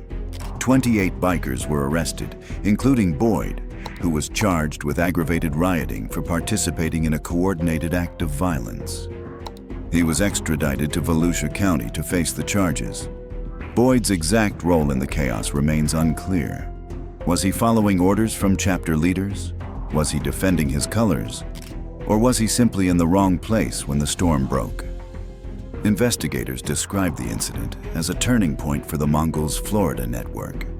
If convicted, Boyd could be the spark that brings new heat onto the Mongols, a reminder that one moment of violence can expose an entire brotherhood. Chapter 5. Jared Chadwick. It was July 11th, 2020, outside a crowded restaurant in Arvada, Colorado, when the Mongols and Hells Angels went to war. No one knew it would become one of the most brutal biker clashes in recent memory. Within hours, 1 man was dead and 3 more were bleeding. Among those later named was Jared Chadwick, a 38-year-old from Davis County, Utah. Known among local Mongols in South Ogden and West Valley City, Chadwick had kept a low profile, handling business quietly and avoiding headlines. That ended when the Arvada Police Department and the FBI launched a multi-state takedown. On January 26, 2022, deputies booked Chadwick into the Davis County Jail in Farmington. The charge sheet read like a career ender: accessory to first-degree murder, aggravated robbery, racketeering, conspiracy, and violent crime enhancements. 7 of his co-defendants faced first-degree murder counts. According to police, the attack began when Mongol members targeted a group of Hells Angels outside the bar. One of them, William Henderson, was shot dead. 2 others were gunned down and left in critical condition. When a bystander tried to help, he was beaten with a helmet and run over by a motorcycle. The injuries left him permanently crippled. By the time officers arrived, the Mongols were gone. It took 2 years, 4 states, and a web of surveillance to track them down. The coordinated arrests swept across Utah, Colorado, California, and Florida, with both the ATF and FBI leading the operation. Chadwick wasn't new to police databases. His record showed 3 misdemeanors: theft by receiving stolen property in 2004, assault in 2005, and communications fraud in 2007. But he had no felonies. Nothing that hinted he would one day be tied to a biker war. Prosecutors described Chadwick as part of the cleanup crew, not one of the trigger men, but one of those who moved fast after the shooting, clearing evidence, protecting brothers. In court, Chadwick pleaded guilty to tampering with evidence and a separate federal firearm charge in Utah. He spent 28 months in federal prison, along with 90 days in Colorado that ran concurrently. For a war that left one man dead and others destroyed, his time behind bars barely reached 3 years. But his name now sits in the same record as the Arvada massacre, one of the Mongols' bloodiest modern chapters. Chapter 6. Nick the Knife. Forbes. In Australia's outlaw biker world, few names carry more weight than Nick the Knife Forbes. Known as the national president of the Mongols, Forbes built his reputation on control, discipline, and intimidation. For years, he was the man other Mongols answered to. But in October 2022, the walls started closing in. It was just after midnight when Forbes stepped off a flight at Darwin Airport. Police were waiting. Within minutes, the Mongols' top man was in handcuffs. The arrest was tied to an alleged assault on a Hell's Angel member at a top-end nightclub nearly a decade earlier. The same case had been hanging over him since 2014, and he was also wanted for failing to appear in court in 2015. Forbes had flown in with his lawyer, Michael Gattenby, to surrender voluntarily. He had already notified the court that he planned to appear and told reporters he wanted to start a new chapter. At the airport, witnesses said Forbes apologized to the public watching the arrest. Inside the Darwin local court, he was charged with aggravated assault and engaging in violent conduct and was denied bail. As this unfolded, the timing could not have been worse for the police. That same week, the Mongols' national run was set to roll through the Northern Territory. Officers warned the public that large groups of bikers were heading north, riding from Alice Springs to Darwin. Police launched an operation to closely monitor Mongols' activity along the Stuart Highway. Forbes' arrest sent a message through every Mongols clubhouse in Australia. The national president was now behind bars, and the timing, right before the club's biggest annual gathering, looked deliberate. It felt like a power play by law enforcement. Later, prosecutors dropped parts of the old case, but the damage was already done. Nick the Knife Forbes built his empire on power and presence, but when he chose to walk into Darwin and surrender, it wasn't weakness. It was a strategy, a calculated move that reminded everyone he was still in control, still writing his own story. Chapter 7. Gregory Lawrence Moore. For nearly 2 years, Gregory Moore Jr. lived as a ghost. His name was tied to a massacre in Arvada, Colorado, that left one man dead and several others crippled. But in January 2025, the hunt ended in Florida. Police raided a Mongols clubhouse in Tampa. Inside, they found Moore, a fugitive wanted on more than a dozen charges, including first-degree murder, attempted murder, and organized crime. His arrest closed one of the last chapters of the 2020 biker war between the Mongols and the Hells Angels. That night at a Colorado roadhouse, chaos exploded. Hells Angels member William Kelly Henderson, 43, was shot dead. One of them, a local musician named Ryan McPherson, wasn't even part of either club. He had been performing at the venue when the fight broke out. Witnesses said he tried to help one of the wounded and was clubbed in the head, then run over by a motorcycle. He survived, but the injuries left him permanently disabled. The violence didn't stop there. Later that same day, 2 innocent riders were run off the road by Mongols members in what investigators described as a retaliatory chase. The operation that brought Moore down was massive. More than a dozen law enforcement agencies worked together, including the Tampa Police Department, Hillsborough County Sheriff's Office, and the ATF. Investigators tracked Moore's phone and vehicle to the Tampa clubhouse before storming the building. He was taken into custody without resistance and later extradited to Colorado. Gregory Lawrence Moore pleaded guilty to 1 felony count of racketeering. 35 other counts, including murder, were dismissed. Moore was sentenced to 27 years in the Colorado Department of Corrections for his role in the fatal July 2020 shootout between Hells Angels and Mongol motorcycles gangs. To the U.S. Justice Department, the Mongols remain one of the most dangerous outlaw motorcycle clubs in America, which is violent, armed, and expanding. Chapter 8. Clinton Neil Walker. Before he joined the Mongols, Clinton Neil Walker wore a uniform for a different brotherhood. He was a firefighter, a Marine, and a former outlaw motorcycle club member. But in the summer heat of New Smyrna Beach, Florida, he became something else entirely. The man who opened fire in a gang war at a gas station. It happened outside a racetrack station on State Road 44. 2 rival clubs, the Mongols and the Warlocks, clashed in a crowd of more than 25 people. According to police, Walker was the shooter. He fired multiple rounds during the chaos, sending the crowd scattering. When officers reviewed the witness video, they could clearly see a bald man with Mongols tattoos on his neck, brandishing and firing a gun. That man was Clinton Neil Walker. When the dust settled, 2 Warlocks were down. One had been grazed in the head by a bullet. The other was struck in the back of the head with nunchucks.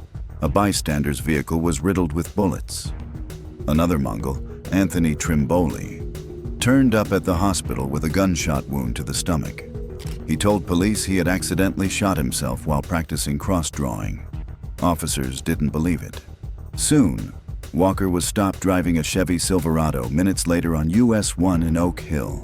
Police arrested him and impounded the truck. He was charged with inciting a riot, discharging a firearm in public, and aggravated assault with a deadly weapon. Walker was booked into the Volusia County Jail and released on $75,000 bail the next day. Walker's name was already familiar to law enforcement. In 2018, he was fired from the Hillsborough County Fire Rescue Department after an internal investigation tied him to a violent Outlaws motorcycle club bar fight. Walker said he had quit the Outlaws in 2016 before joining the Mongols, but that loyalty never faded. The Mongols called the gas station shootout a misunderstanding. Police called it organized violence. To those who once knew him as a firefighter sworn to save lives, the image of Clinton Neil Walker standing in the middle of a Florida gas station, gun in hand, was something they never expected to see again. Chapter 9. Dylan Pascal. In the Tampa underworld, betrayal is the one sin that never gets forgiven. For Dylan Pascal, that rule turned deadly when a fellow biker was marked as a snitch. On the night of April 27th, 2022, Dominic Paternoster, a 46-year-old member of the Raiders Motorcycle Club. Dominic Paternoster was found dead in his home back in April. Detectives say he was shot multiple times. Was sitting in his Palm Harbor home. The Raiders were a feeder group for the Mongols, loyal to their hierarchy and eager to prove themselves.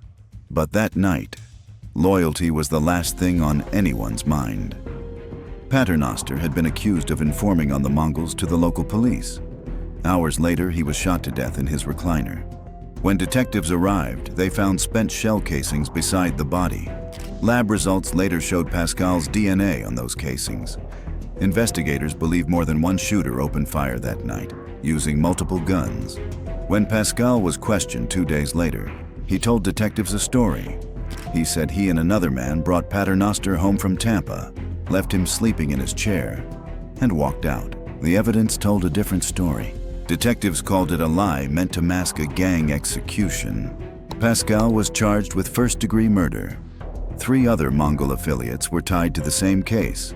According to Paternoster's ex-wife, she saw the bullet holes in the chair where her husband had been sitting. I sat in the chair with the bullet holes in it, where his head would have been, for about an hour and cried my eyes out. She spoke about the man she once knew, a father of 3 who got lost in addiction and the outlaw life. Now Pascal waits for trial, facing life in prison if convicted. Inside the Mongols, snitches are dealt with one way, and Paternoster's blood proved it.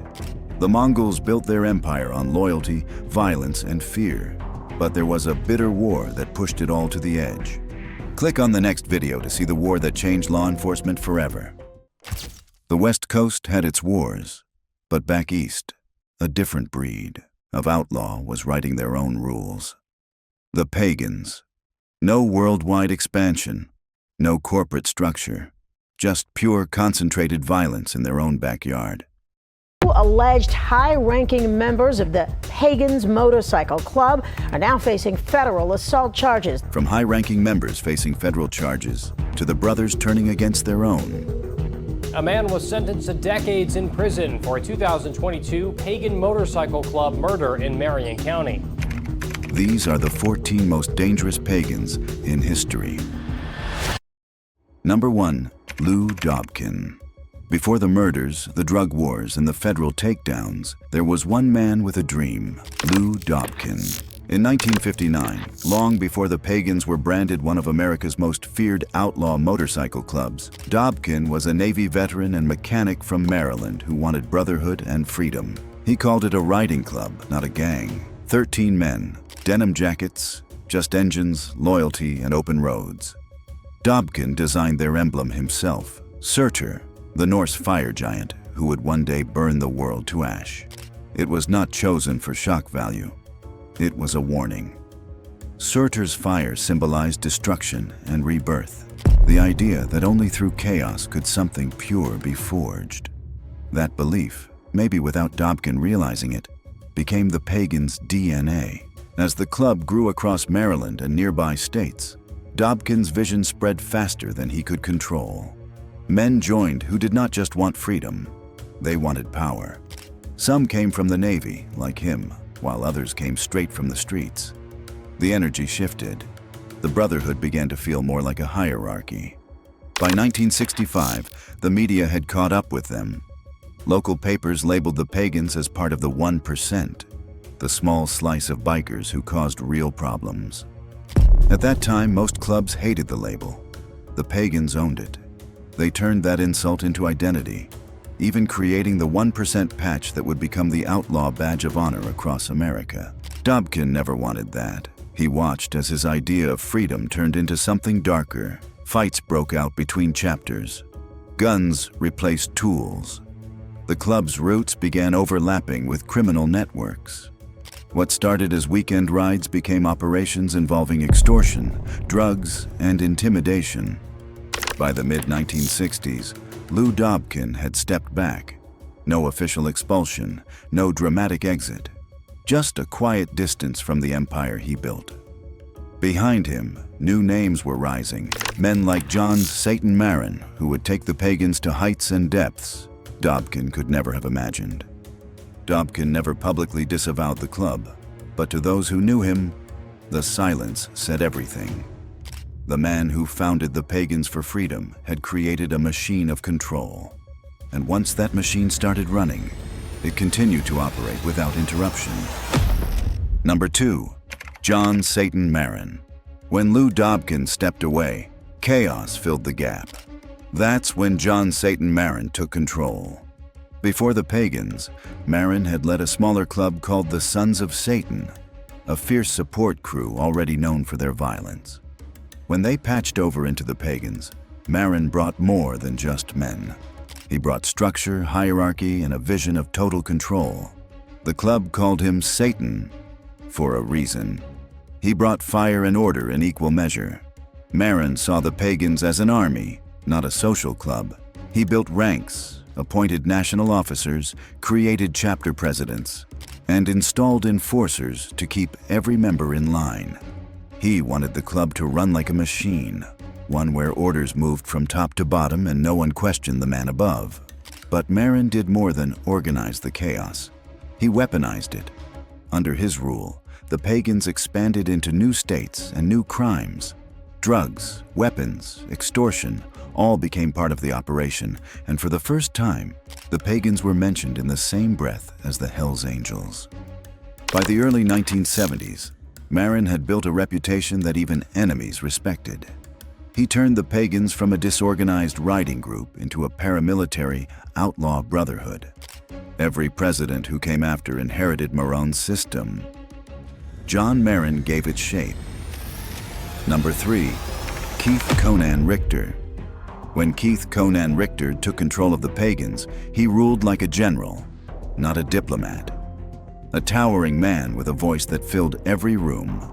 Richter was the kind of leader who didn't ask for loyalty. He demanded it. His rise came after decades of blood, betrayal, and rebuilding. And when he stepped into power, the club was already fractured from years of internal wars. His mission was simple: reunite the pagans and reclaim the East Coast. Richter's pagan story started long before the presidency.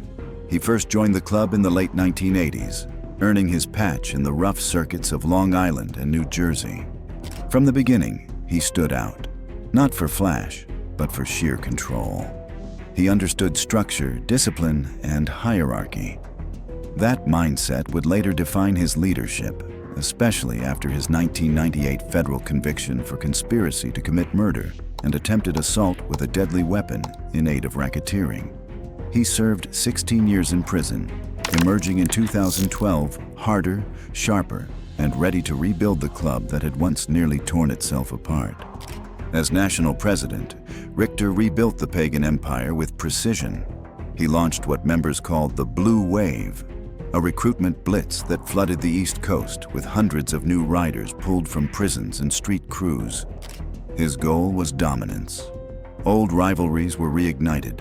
The pagans clashed with the Hells Angels, the Warlocks, and the Outlaws in a series of shootings, stabbings, and firebombs that turned highways and clubhouses into war zones. But Richter's power also brought heat. On February 20th, 2021, after attending a pagan gathering in Lancaster, Pennsylvania, federal agents tracked him as he crossed state lines in a white GMC SUV in East Windsor, New Jersey. Police stopped the vehicle and searched it. Hidden beneath the front cup holder, they found a loaded Ruger P345.45 caliber handgun, a weapon Richter, as a convicted felon, was forbidden to possess. In October 2021, Richter pleaded guilty to possession of a firearm by a convicted felon and was sentenced to 33 months in federal prison, plus 3 years of supervised release. His arrest marked the end of an era and a power shift inside the club. For the feds, it was a victory. For the pagans, it was another chapter in a legend that refused to die. After nearly 4 years behind bars, Keith Conan Richter was released in August 2023. His return to the streets sent ripples through the pagan ranks. Some whispered he would reclaim his throne. Others said his time had passed. But in every chapter house from Delaware to Long Island, his name still carries weight. The Iron President, the man who built an army out of ashes and proved that even in a world of chaos, order could still wear a patch. Number 4. John Hall. Before he ever picked up a pen, John Hall was a pagan's outlaw. He joined the club in the 1960s, rode hard through the rise of the biker wars, and eventually claimed the presidency of the Long Island chapter. Back then, the pagans were blood and steel, bar fights, late-night runs, and codes written in scars. Hall wasn't just a bystander, he lived it. Over time, law enforcement came to regard the club as the most violent criminal organization in America. But Hall's story resisted the cliches. Behind the patches and the violence, he saw something deeper, a brotherhood rooted in legend, faith, and fury. When prison finally caught him, it didn't quiet him. It gave him voice. In lockup, he began to write. Letters, ramblings, memories turned into pages. What emerged was Riding on the Edge, a motorcycle outlaw's tale, a memoir that tears away romanticism and reveals the raw interior of pagan life. Loyalty, betrayal, vengeance, belief. Hall's life after prison was as surprising as his time behind bars. He taught history, American studies, rhetoric, and mathematics at Penn State. He was a columnist, a gambler, a law clerk, and a single father raising 7 children. He understood the power of stories, how legends are built, broken, and rebuilt. To Hall, that mix of humor, fear, loyalty, and pain was everything the club was made of. He doesn't deny the crimes. He doesn't glorify them. He just understands them as parts of a man's life that can't be framed in black or white. By the time Riding on the Edge published, Hall became one of the rare bikers who could tell his own story. To many, he remains a bridge between two worlds, the outlaw and the writer. Number 5. Robert Big Bob Francis. When Keith Conan Richter stepped back from leadership, the pagans didn't crumble. They crowned a new general. Robert Big Bob Francis, a towering 6'7" enforcer from Virginia, rose to take the throne. Known for his deep voice, calm authority, and violent past, Big Bob wasn't a newcomer or an opportunist. He was a pagan through and through, a man who had bled for the patch long before he ever dreamed of leading it. Francis first joined the pagans in the early 1990s, coming up through the mid-Atlantic chapters, where reputation was earned in blood and loyalty. From those early years, he built his standing as muscle, someone who handled club business quietly but decisively. By the time the 2002 Hellraisers Ball Brawl erupted on Long Island, Big Bob was already known as a top enforcer. That night, when a pagan Hells Angels confrontation turned into a full-scale riot of bats, knives, and gunfire, 73 pagans were arrested. 1 man was killed, 3 were wounded, and police recovered a small armory of weapons. Big Bob's name was on the arrest list, and inside the club, that made him a legend. Through the chaos of the 2000s, Big Bob climbed the pagan hierarchy the old way, through discipline, fear, and absolute loyalty. He became a regional boss, overseeing chapters in Delaware, Maryland, and Virginia, known for keeping order without spectacle. Those who met him described him as controlled but intimidating, a good cop in Richter's shadow, steady where Conan was volatile. Together, they ruled through balance. Richter inspired fear. Big Bob inspired loyalty. When Richter's Blue Wave expansion flooded the club with hundreds of new recruits, many from prisons and street gangs, it split the ranks. Some older members whispered that the pagan identity was being sold. But when Richter was arrested in 2021, caught with a hidden Ruger 45 crossing state lines from Pennsylvania to New Jersey, the old guard turned to one man to restore order. Big Bob didn't seize power. Richter hand-picked him to lead. From Atlantic City to Linden, Big Bob began pulling chapters back into alignment. He visited funerals, presided over meetings, and reconnected splintered factions. His leadership was quieter, deliberate, and brutal when necessary. Under his direction, the pagans reasserted control over key territories in Delaware and New Jersey, even as federal task forces closed in. Law enforcement called Robert Francis the most influential pagan since Richter. To his men, he was more than that. He was the embodiment of what the pagans believed in: discipline, silence, and vengeance. Behind bars or on the streets, Big Bob's name carries the same warning: loyalty demanded blood, and he never asked for less. Number 6. Christopher Lamar Baker. Before he became one of the most feared figures in the pagan hierarchy, Christopher Lamar Baker was a backroad rider from North Carolina with a knack for organization and a cold, steady temperament. He joined the pagans in the early 2000s, long after the club had peaked in its East Coast wars, but at a time when the organization was rebuilding under a new generation of leaders. He started in the Raleigh chapter, quietly managing drug runs and money flow for senior members. What set him apart wasn't his violence, though he was capable of it. It was his precision. Baker ran operations like a businessman, balancing books and crews with equal efficiency. Over time, his reputation for results reached the upper tiers of pagan leadership, and by the 2010s, he'd earned a place among the 13, the club's national council. Inside that circle, Baker became known as the accountant, the man who kept profits high, chapters loyal, and problems buried. His empire stretched across Virginia, North Carolina, South Carolina, Georgia, and West Virginia, where pagan members served as both distributors and enforcers. Federal prosecutors confirmed that Baker was the central figure in a network that moved over 268 kilograms of methamphetamine, laundering millions through biker rallies, tattoo parlors, and roadside clubs.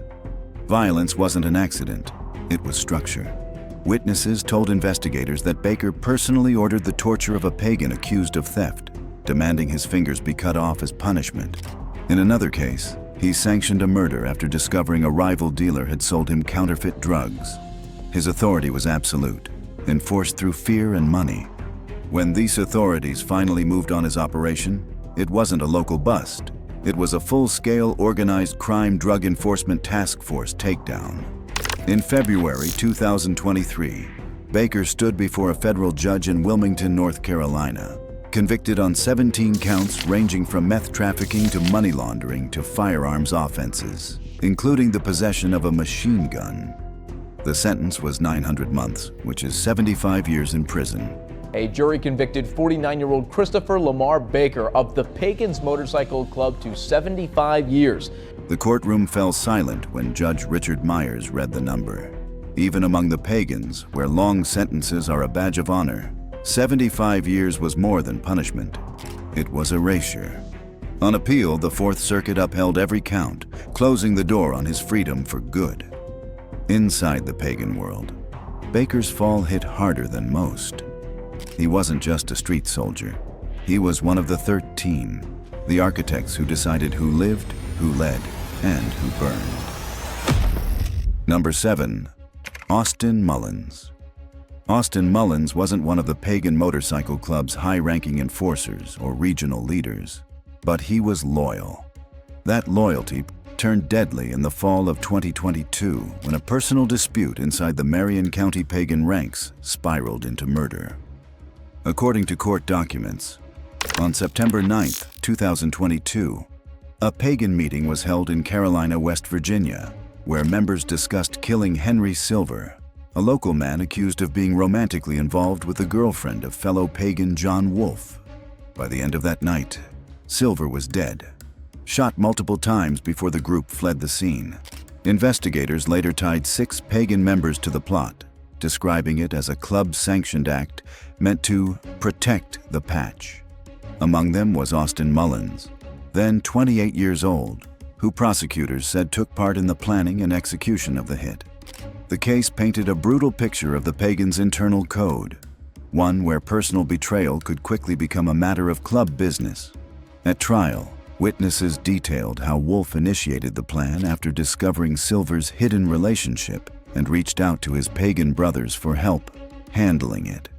Text messages recovered by deputies showed another member, Ryan Lane, urging action with the message, "We need to handle that F."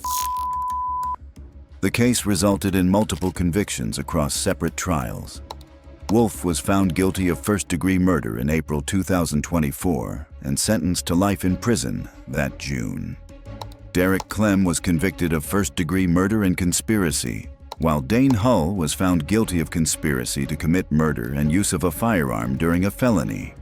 In March 2025, Mullins stood before Judge Matthew Delegati in Fairmont for sentencing.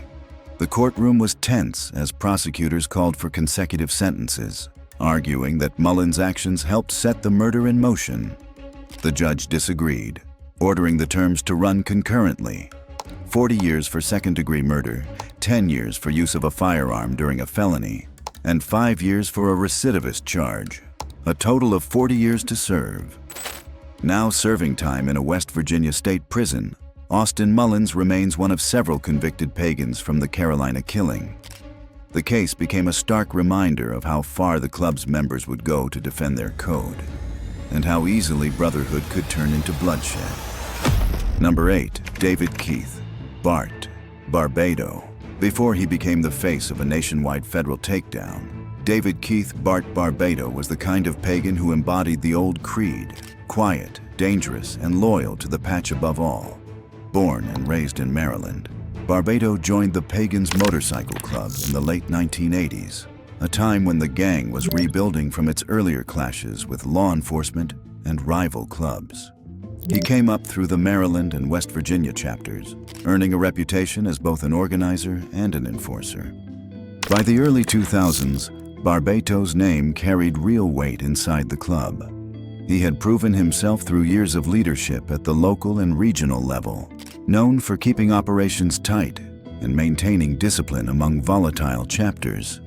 That steadiness eventually brought him to the top, national president of the Pagans Motorcycle Club, where he partnered with Floyd "Jesse" Moore, his vice president and longtime ally.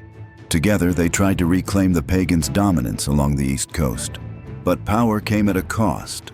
In October 2009, federal agents unsealed an 83-page, 44-count indictment that described Barbado and Moore as leaders of a sprawling criminal enterprise.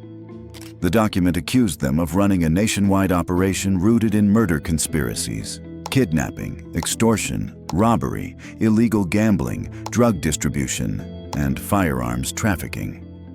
According to federal prosecutors, Barbado oversaw an organization that used intimidation and violence to control pagan territory and crush rival clubs.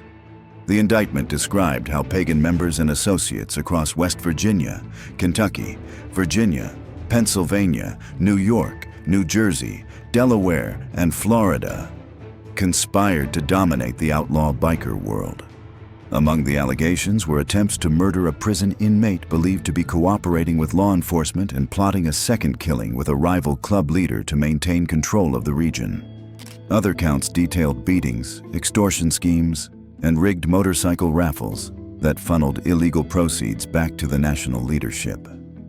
Federal authorities said Barbado and Moore ruled through fear and hierarchy. The Pagans National Council, under their command, threatened smaller clubs that tried to form in pagan-controlled areas. On October 6, 2009, in a coordinated dawn operation across 8 states, more than 50 members and associates of the Pagans were arrested. Barbado and Moore were among the first taken into custody. The ATF, DEA, and FBI labeled it one of the largest outlaw motorcycle gang roundups in U.S. history. For Barbado, it was the end of the road. He was held without bail as prosecutors pushed to dismantle what they called the Pagans National Criminal Command. The charges carried potential life sentences, though later proceedings saw several counts reduced as plea agreements and convictions rolled out across the network. Barbado served federal time for his role in the criminal conspiracy. Since his release, he has lived quietly in Maryland, staying off the radar and out of the pagan spotlight. Within the club, his era is remembered as both a high point and a turning point, a time when the Pagans flexed their full power, only to watch it unravel under federal scrutiny. Number 9. Floyd "Jesse" Moore. Before his name appeared in federal indictments and newspaper headlines, Floyd "Jesse" Moore was already a legend in West Virginia's biker world. Born in Fairmont, West Virginia, in 1945, Moore grew up around hard work, heavy labor, and open roads. He spent his early years as an electric lineman with the IBEW, but his real life began when he bought his first Harley and started running with the Pagans Motorcycle Club in the late 1970s. Moore joined the Pagans during a time when the club was spreading south and west out of its mid-Atlantic stronghold. He earned his patch through loyalty and fearlessness, often leading rides that stretched across state lines into Kentucky and Pennsylvania. Known for his calm authority and old-school sense of brotherhood, Moore rose steadily through the pagan ranks. By the early 2000s, he had become national vice president, serving under David Keith "Bart" Barbado, and together they ran the Pagans with a mix of tradition and terror. As vice president, Moore was the enforcer of the pagan code. He earned the nickname Diamond Jesse, a nod to the diamond-enclosed 13 patch worn by elite members. Under his leadership, pagan chapters in West Virginia, Pennsylvania, and Delaware tightened their grip, pushing out smaller clubs and ensuring that no one rode in pagan territory without permission. But Moore's authority caught federal attention. In October 2009, the U.S. Attorney's Office for the Southern District of West Virginia unsealed an 83-page, 44-count indictment naming Moore and Barbado as central figures in a racketeering conspiracy. According to the indictment, Moore personally ordered and oversaw acts of extortion, kidnapping, and violence, including the March 2003 beating of a Road Disciples Motorcycle Club member and a 2005 murder plot involving a prison guard. Another charge alleged he instructed a pagan member to commit a killing to assist an allied club president. The case became one of the largest federal actions ever brought against the pagans. It spanned 8 states and included 55 defendants. Though many charges were later reduced or dismissed, Moore was ultimately convicted and sentenced to 57 months in federal prison. Those who knew him say he accepted the sentence without complaint, viewing prison as part of the life he chose. Unlike many in his position, Moore was respected even by those who opposed him. He was known for discouraging drug use inside his club, insisting that the pagans maintain the older outlaw code. Ride hard, stay loyal, protect your brothers. After his release, Moore returned to St. Albans, West Virginia, where he lived quietly with his longtime companion, Tammy Sullivan. He remained loyal to his brothers but kept his distance from national club affairs. On April 1st, 2020, Floyd Jesse Moore passed away at the age of 74. He was buried privately at Mount Lebanon Cemetery in Buckhannon, West Virginia, due to the COVID-19 pandemic. Number 10. Ferdinand Agello. Ferdinand Freddie Agello wasn't a street recruit or an unknown name inside the Pagan Motorcycle Club. He joined the club in the early 1990s, coming up through the Cape May County, New Jersey chapter, one of the most active pagan regions on the East Coast. Known for his charisma and deep club connections, Agello eventually became a chapter leader, a man who moved between outlaw loyalty and legitimate business with unsettling ease. To outsiders, he was a local musician and biker fixture. To law enforcement, he was a key figure in a drug distribution network that blended prescription pills with pagan influence. According to prosecutors, Agello worked alongside Dr. James Kaufman, a New Jersey endocrinologist who handed out painkiller prescriptions to pagan members and associates in exchange for cash. The setup was simple. Agello sent patients to Kaufman's office. They received opioids, and both men profited. The arrangement ran smoothly until April Kaufman, the doctor's wife, threatened to expose the operation during a bitter divorce. In the summer of 2011, Kaufman allegedly told Agello he would rather see April dead than lose half his empire.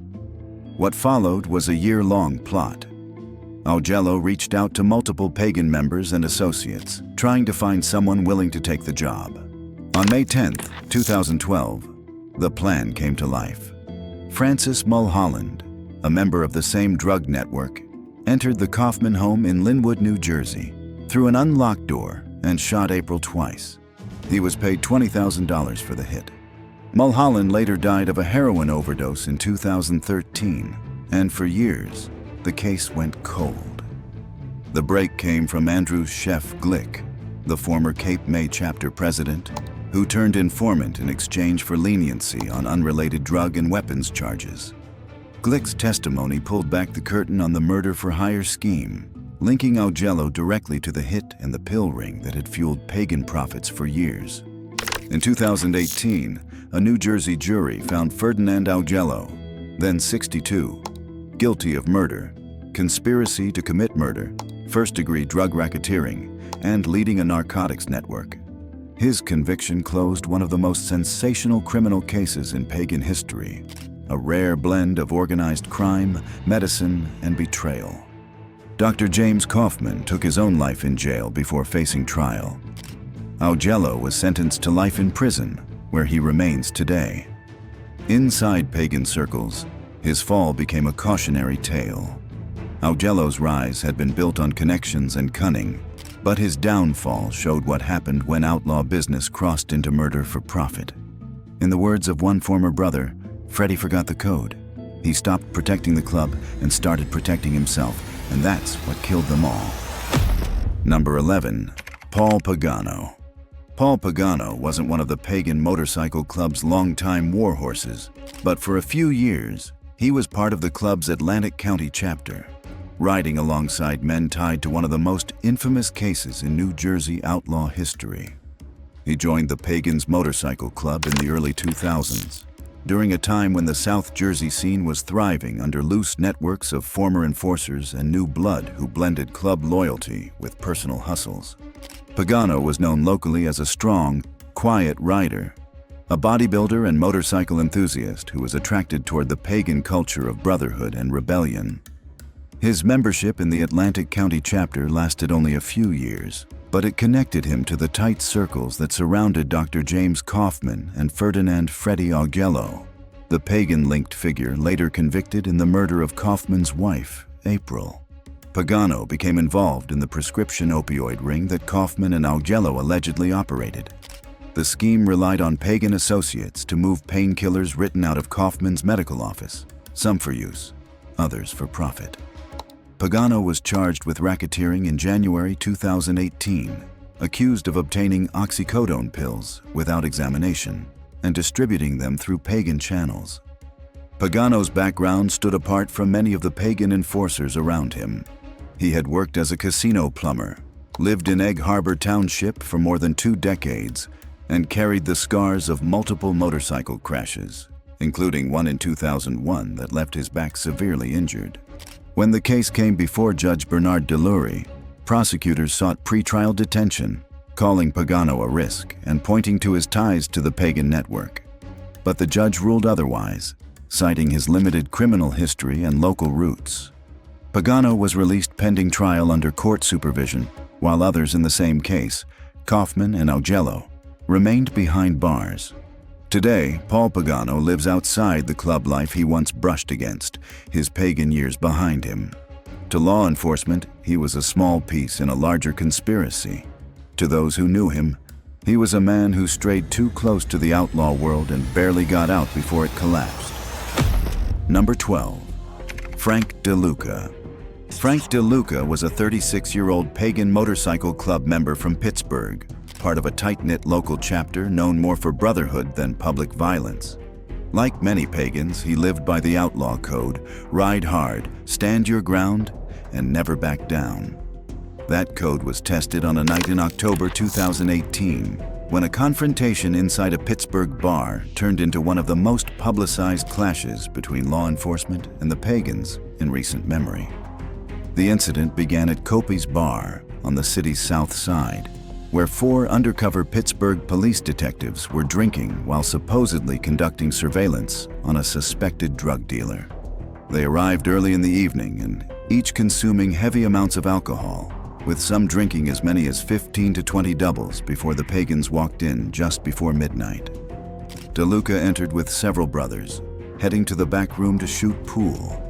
The atmosphere was initially calm, but the undercover officers quickly noticed the pagans' patches and shifted their attention. Surveillance footage later showed one of the detectives leaning back, spotting the insignia, and visibly changing demeanor. The officers approached the bikers. Police claimed they simply wanted to assure the pagans they were not there to cause trouble. The pagans said the detectives, drunk and agitated, started slinging insults about who they were and why they existed. At one point, Detective David Honeck lifted his shirt and flashed what appeared to be a handgun tucked in his waistband. DeLuca walked up to him, offering a handshake. When the exchange grew heated, DeLuca pushed Honeck, and the bar exploded into chaos. Surveillance footage captured what happened next. The 3 other detectives jumped in, slamming DeLuca against the bar, while one officer punched him repeatedly in the face. He was struck 26 times in less than 2 minutes, suffering facial and cranial trauma, a dislocated elbow, and extensive bruising. Despite being pinned and bleeding, DeLuca was arrested on charges of aggravated assault, conspiracy, and riot. A month later, the Allegheny County District Attorney's Office dropped all charges against DeLuca and the other pagans after reviewing the surveillance footage. It also revealed that the detectives had been heavily intoxicated while on duty. DeLuca and his fellow pagans later filed a federal civil rights lawsuit against the city of Pittsburgh and the officers, accusing them of excessive force, false imprisonment, and malicious prosecution. The city tried to have the case dismissed, but a federal judge allowed it to proceed, citing clear evidence of misconduct. Attorneys for the Pagans described the case as a wake-up call for how far some law enforcement operations had drifted into recklessness. It's unequivocal that these officers were on duty and drank obscene amounts of alcohol, said defense lawyer Marty Dietz. For DeLuca, the fight became symbolic, a raw collision between a club defined by loyalty and a system defined by power. The brawl left scars, but it also exposed a truth long whispered in biker circles. Sometimes the men sworn to uphold the law were just as dangerous as the ones riding against it. Number 13, Michael Allen Murphy. Michael Allen Murphy, known locally as a lifelong rider with a rough past, emerged as a key figure in the Pagan Motorcycle Club's Montana presence. Born and raised in the Flathead Valley, Murphy first connected with the Pagans in the mid-2000s, drawn to the brotherhood and the outlaw freedom the club represented. By 2023, law enforcement identified him as the president of the Flathead chapter of the Pagans, though Murphy himself later disputed the title.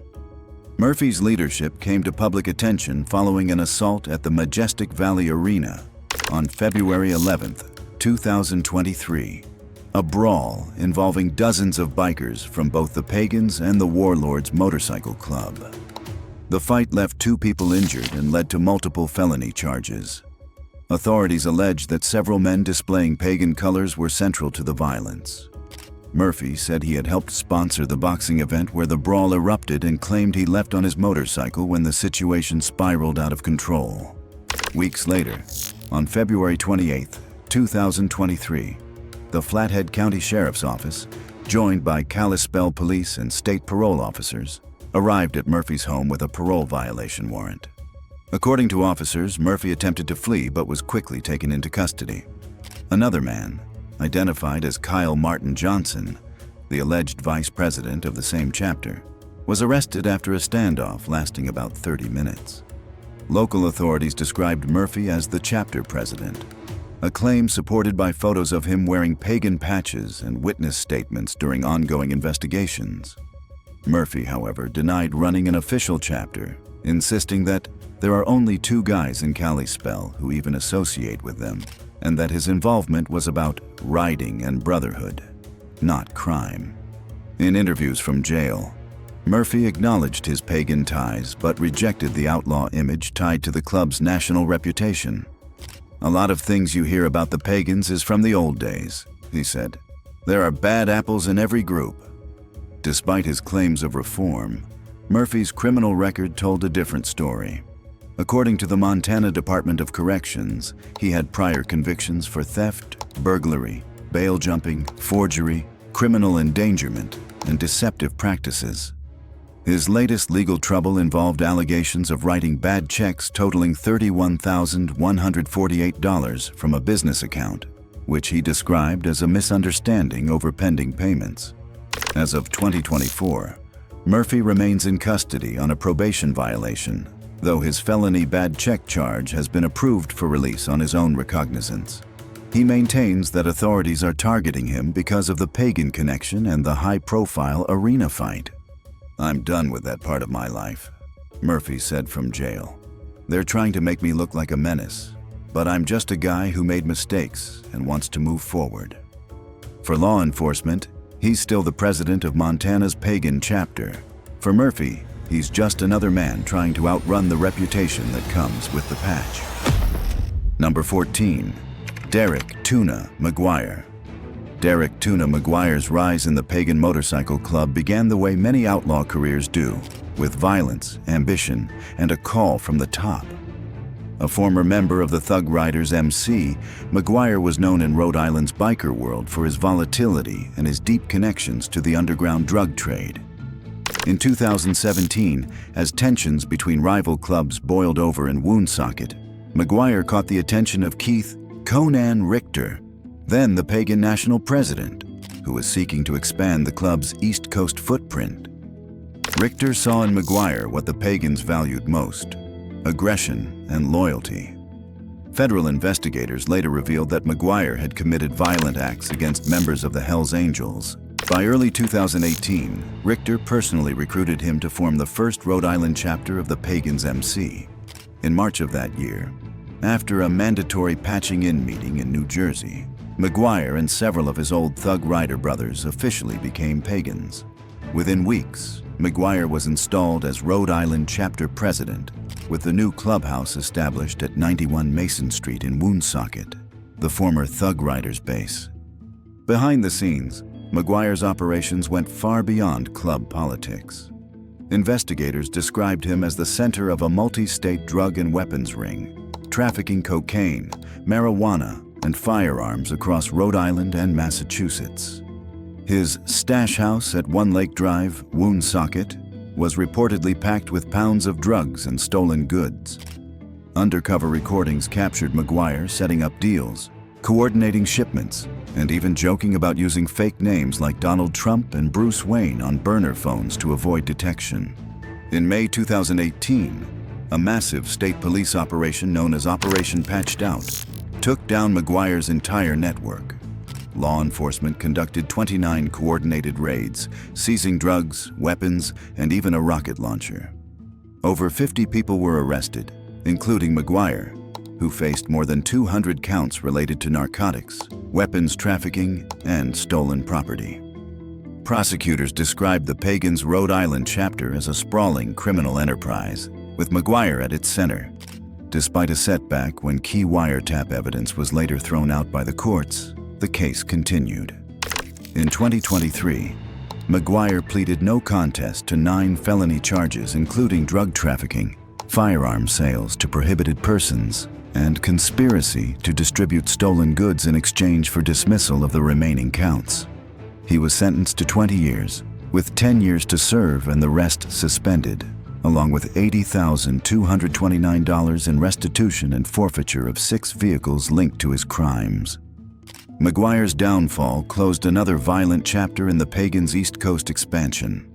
What began as Richter's Rhode Island experiment ended in handcuffs, seized drugs, and headlines. Today, Derek "Tuna" McGuire remains incarcerated, serving his 10-year sentence at the Adult Correctional Institutions in Cranston, Rhode Island. For law enforcement, his case stands as proof that the Pagan patch still meant power, profit, and prison. For the club, McGuire's rise and fall were just another reminder that in the world of outlaw brotherhood, every empire burns from the inside. In the end, the Pagan Motorcycle Club story isn't just about outlaws. It's about power, loyalty, and the price of both. From presidents to foot soldiers, every name in their ranks proves the same truth. Once you wear the patch, there's no clean way out. The Big Four clubs get all the attention, but in Florida, there's another patch that commands respect and fear. The American Outlaws Association, the original 1%ers. And these 10 men proved why that title still matters. From an elderly couple assaulted for $15 to routine police stops where officers never made it home. Outlaw Motorcycle Club members have lived by one motto: God forgives, outlaws don't. That single line has become one of the most infamous quotes in biker gang history. Let's dive in. Harry Joseph Taco Bowman. Harry Joseph Taco Bowman was among the FBI's 10 most wanted fugitives, and in 1999, agents raided a quiet Michigan home and finally took him down. But the story of how Bowman earned that spot runs deeper than a simple arrest. In 1991, Bowman gave the order to kill Raymond "Bear" Chaffin, a former outlaw who left the club for the Warlocks and sided with the Hells Angels. To Bowman, it was betrayal. He picked Alex "Dirt" Ankerick to fix Raymond. The plan was clear: win Chaffin's trust, then kill him at the right time. Ankerick followed through. He gained Raymond's trust successfully. He even stayed at Chaffin's house, and when he got the chance, he pulled the trigger. 4 quiet shots to the back of Chaffin's head ended his life. To ensure the message was heard, newspaper clippings of the murder were sent to outlaw chapters across the country, much like trophies, and as a reward, Ankerick earned his full patch in the club. But Bowman's violence wasn't only for rivals. He turned it on his own men too. During Daytona Bike Week in 1992, former Outlaws probate Erwin Hitler Nissen made the mistake of fighting with the Outlaws' Atlanta president James Moose McLean. The next morning, Bowman had him dragged into a motel room. After a round of kicks and punches, Bowman gave the order to get rid of him. Nissen was thrown off a 3-story balcony. He lived, but with broken bones and scars that stayed with him for life. And when someone tried to snitch, Bowman showed the same ruthlessness. In 1993, Kevin Turbo Talley was arrested in Canada and forced to sign a statement admitting the Outlaws were a criminal enterprise. When Bowman found out, Talley was lured to Detroit, locked in the clubhouse, and confronted face to face, and days of intimidation followed before he was sent back to Florida under threat of a savage beating. Knowing what awaited him, Talley quit before Bowman could finish the job. But what made Bowman's era so dangerous wasn't just the number of lives lost. It was how he turned the Outlaws into a war machine. Under him, kidnappings, killings, and bombings spread across state lines. Bowman was brutal to his own men, but a few years later, another name rose, one who didn't even spare the elderly. With him, every room he entered turned into a battlefield. Randall "Madman" Miller. In 1993, over a $15 pocket change dispute, Randall "Madman" Miller and his accomplice murdered 74-year-old Morris Gauger and his wife, Ruth, in their workshop in Illinois. And without any suspicion, they got away with murder. But what happened next to the Gauger family was beyond anyone's imagination. The horror didn't end with the demise of 2 family members. Gauger's son, Gary Gauger, who made the 911 call and reported murders to the police, came under investigation, and soon the police convicted him of double homicide. Under pressure, he gave a false confession and was sentenced to death for killing his own parents. He spent 2 years in prison and 9 months on death row. He sat on death row awaiting execution until, in a twist of fate, Miller's accomplice finally came forward in court and told the truth. What makes Miller's crime so horrible wasn't just the brutality, but also the fallout. 2 elderly lives were stolen in cold blood, and an innocent son was nearly executed for a crime he didn't commit. Miller showed no mercy for the couple he killed, and no remorse for the man whose life he nearly destroyed. His name is etched in outlaw history as one of the coldest, most dangerous men ever to wear the patch. Miller's cruelty happened behind closed doors, but the next outlaw brought the same violence into the open streets for everyone to see. Robert Spaziano. Robert Spaziano, known on the streets as Crazy Joe, carried a reputation that even scared fellow outlaws. In 1974, Spaziano assaulted a 16-year-old girl in Orange County. He and a friend lured her into their truck with the promise of marijuana and took her to the Outlaws clubhouse, where she was beaten and assaulted until she lost consciousness. But Spaziano's crimes didn't stop there. A few years later, the skeletal remains of 2 women were found in a Florida dump. A teenager came forward and told investigators that Spaziano had bragged about mutilating women and had even taken him to the dump to show where the bodies were left to rot. The horror of Spaziano's crimes earned him the death penalty at trial. Spaziano's record told its own story: violent felonies, witness intimidation, and suspicions of murders that never reached trial. Wherever his name appeared, violence followed. His death sentence was eventually overturned on legal grounds, but that technicality didn't erase his legacy. And if Spaziano represented the predatory side of the club, the next outlaw would mastermind the organized campaign of terror that would burn cities.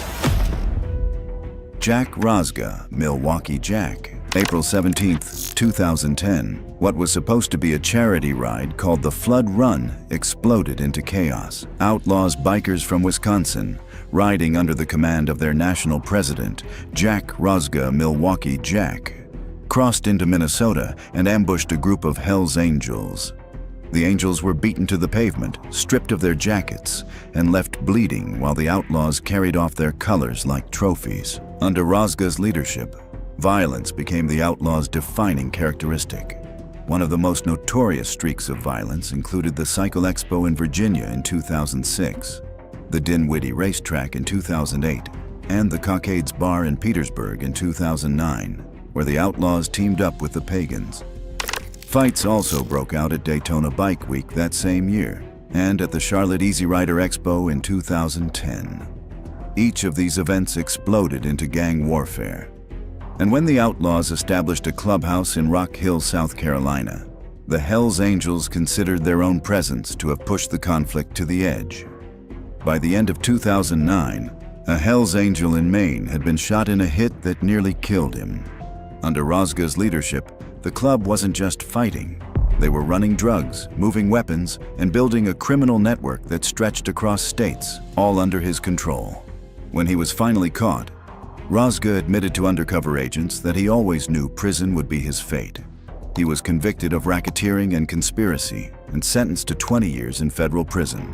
And while Rosga built his reputation through planned operations, the next name on the list created his legacy with a different kind of violence. Stuart "Dink" Dawson. It was November 11th, 2008, when UK police pulled over a van traveling from South Wales to North Wales and uncovered nearly 2 kilos of amphetamine hidden in the roof lining. It was worth around £20,000 on the street at that time. At first, it appeared to be a single bust, but investigators quickly realized it was part of a larger structure. Just months earlier, another vehicle had been intercepted with the same quantity of drugs. At the center of both runs was Stuart "Dink" Dawson, the European president of the Outlaws MC. He was the highest-ranking member outside the United States, and he was using that position to traffic drugs across the UK. Surveillance showed Dawson meeting with Outlaws chapters in North and West Wales. It was Stuart who was arranging shipments, setting deals, and maintaining the supply chain. When police raided the Colwyn Bay clubhouse, they uncovered even more drugs, including cocaine tied to the manager running the bar. In total, Dawson and 6 others were caught moving more than £40,000 worth of amphetamine.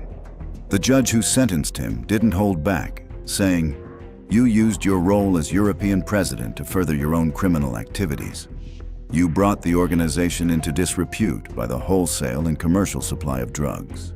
And while Dawson's downfall exposed how high-level leadership could be stripped of power, the following figure showed how far the Outlaws were willing to go when they turned entire cities into battlefields. John Scott Killip.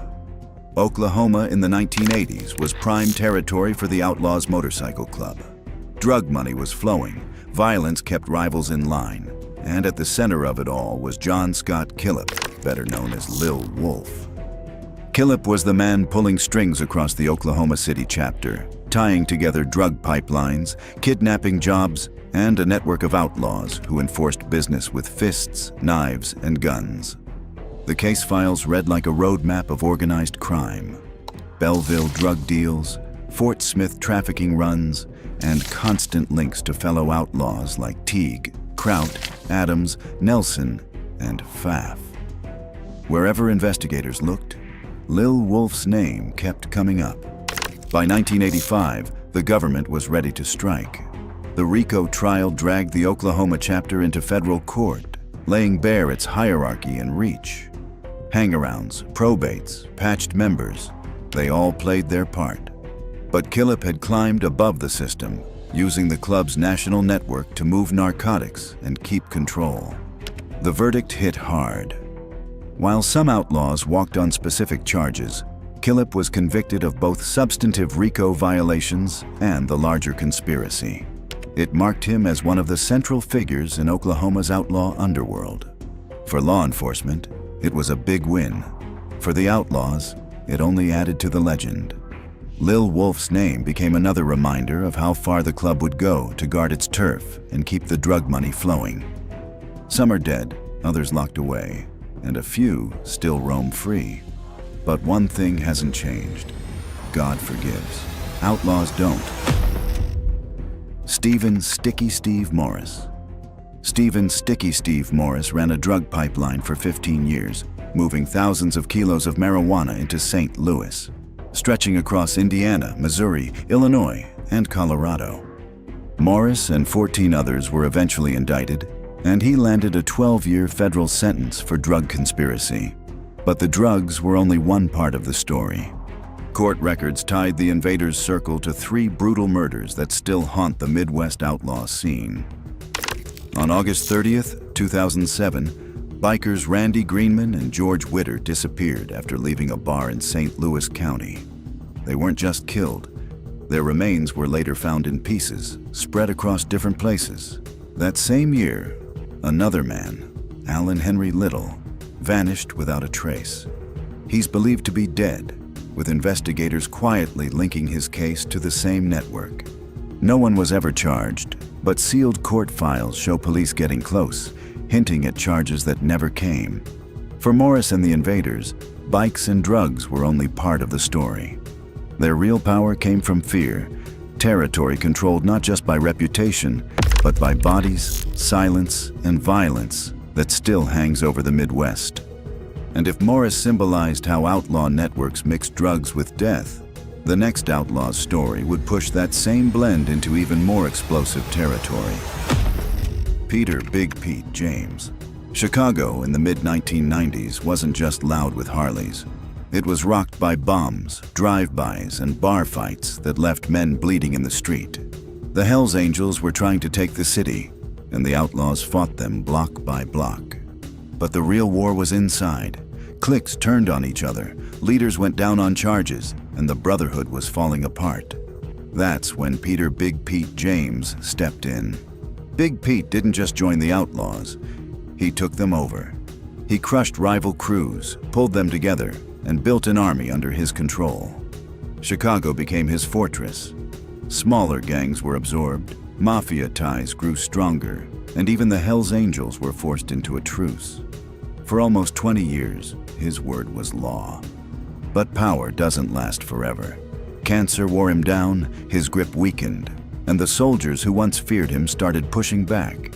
By 2015, the empire he had built had cracked apart, and Big Pete stepped away. What made him infamous wasn't just how he ruled, but how he broke the code.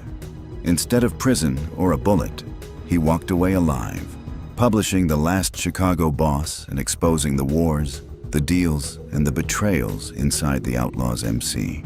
To some, he was a survivor. To others, a traitor. But one truth remains.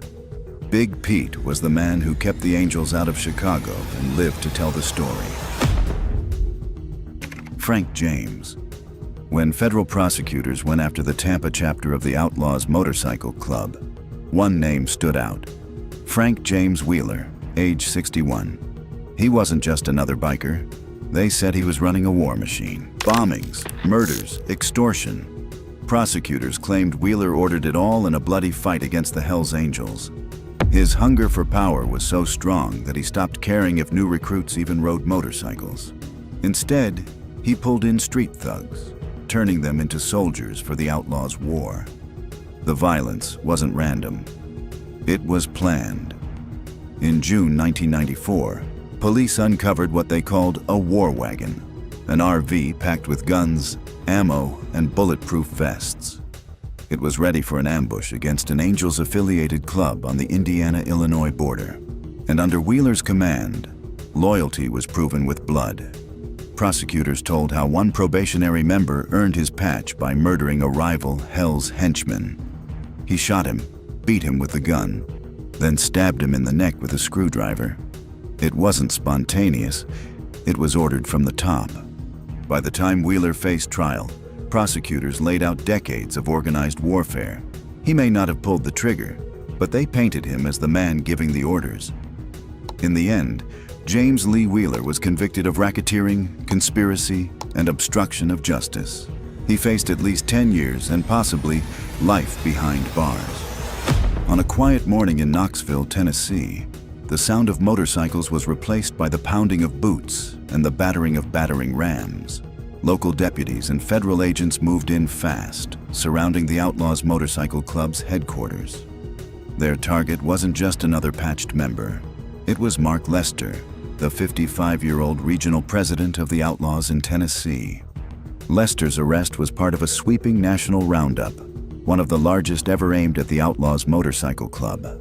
Federal prosecutors had unsealed a 12-count indictment out of the Eastern District of Virginia, accusing the club of being more than a gang. It was a criminal enterprise with a strict hierarchy, a military-style chain of command that stretched from local chapters all the way to the national president, Jack Rosgaw, better known in biker circles as Milwaukee Jack. The indictment painted a picture of a violent, organized network that thrived on intimidation.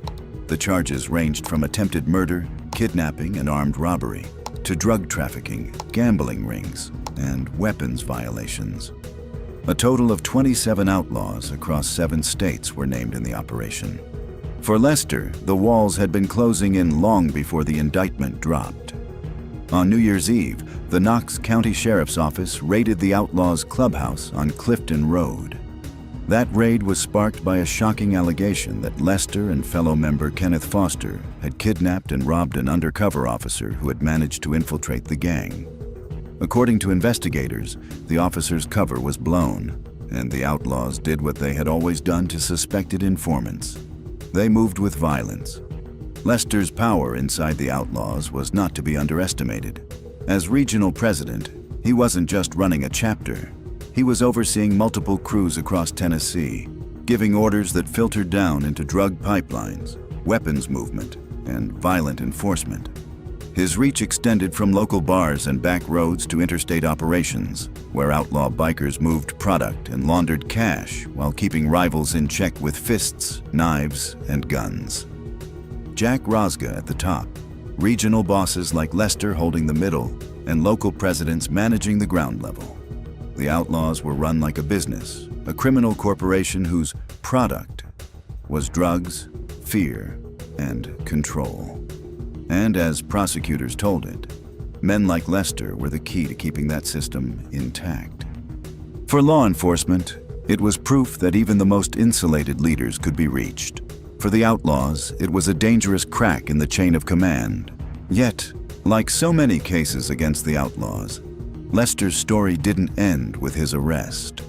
The charges were only part of a much larger effort to dismantle the club's national infrastructure. Federal agents knew that locking up men like Lester wasn't just about punishment. It was about cutting the head off the snake, one regional boss at a time.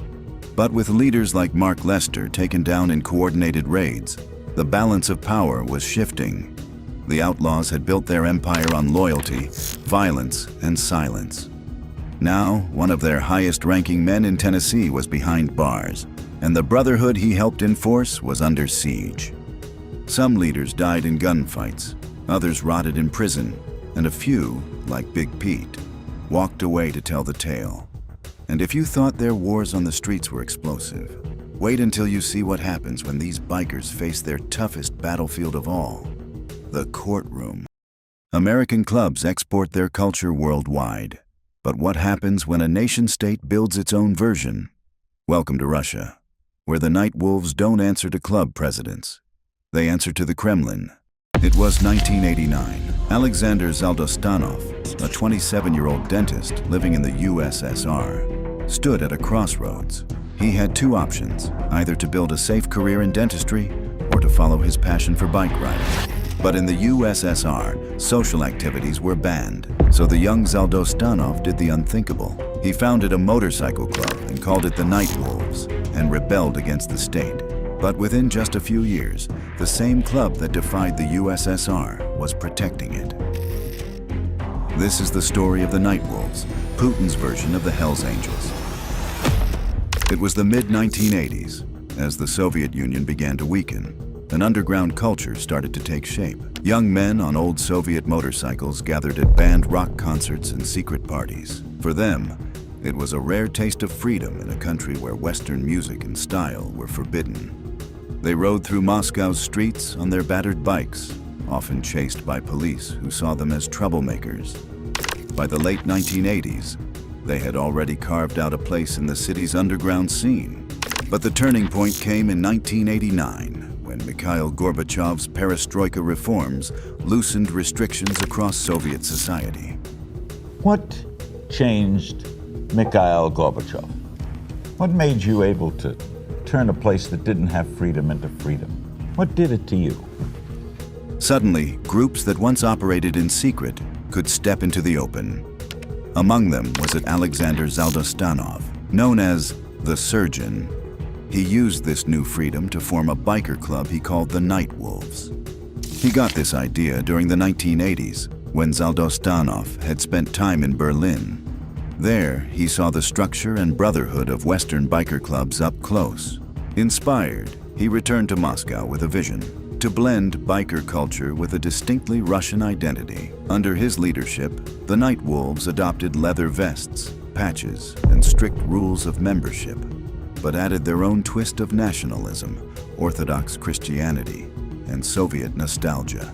At first, the Wolves were rebels against the Soviet system itself, but in 1991, everything changed. In August 1991, hardline elements of the Soviet army launched a coup against Gorbachev. Crowds poured into the streets to defend democracy, and among them stood the Night Wolves, siding with the protesters and helping defend the Russian parliament. That moment marked their transformation from outlaws on the fringe into political players, and it opened the door to cooperation with the state. Ideology, values, and activities. At the core of the Night Wolves' identity is Russian nationalism. To them, the West represents moral decay and a threat to Russian society. In contrast, they promote Orthodox Christianity, loyalty to the Kremlin, and nostalgia for the Soviet past. Especially the Soviet victory in World War II, these ideas shape their speeches, rallies, and carefully staged public shows. One of their most visible traditions is organizing massive motorcycle rallies and patriotic festivals. Every year, they lead the Victory Day Ride, celebrating the Red Army's triumph over Nazi Germany. These rides often cross borders into countries like Belarus, Slovakia, and even Germany, turning the event into both a spectacle and a political statement. Structure, membership, and internal rules. The Night Wolves are more like an organization built around one man, and Alexander the Surgeon Zaldostanov stands at the top of it. Besides being the leader, he is the voice and strategist of the group.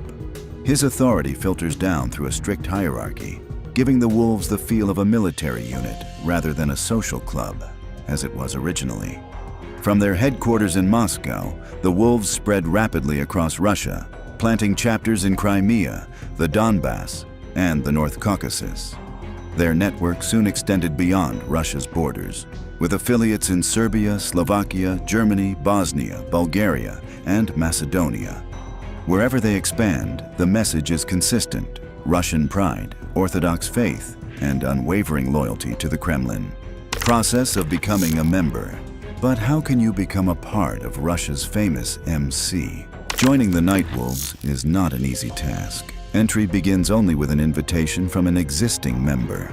From there, recruits enter a long probation period, much like the prospect stage in Western biker clubs. Once accepted as probationary members, recruits must prove themselves through loyalty, discipline, and active participation in club life. They attend events, follow orders, and show commitment to the club's ideology: Russian nationalism, Orthodox Christianity, and loyalty to the state. This stage usually lasts around 2 years before anyone earns full membership. The Wolves are strict about who they exclude. No drug addicts, no women, no gay men. Leaders emphasize that this is a male-only brotherhood, built on tradition and ideology. Women may join some activities, but never as full members. Besides the main club, there are youth and feeder groups that help train the next generation.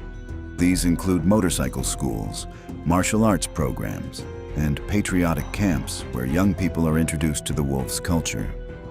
Most members come from former Soviet states, but the club has also attracted bikers from Serbia and Bosnia, appealing to countries with strong Christian ties.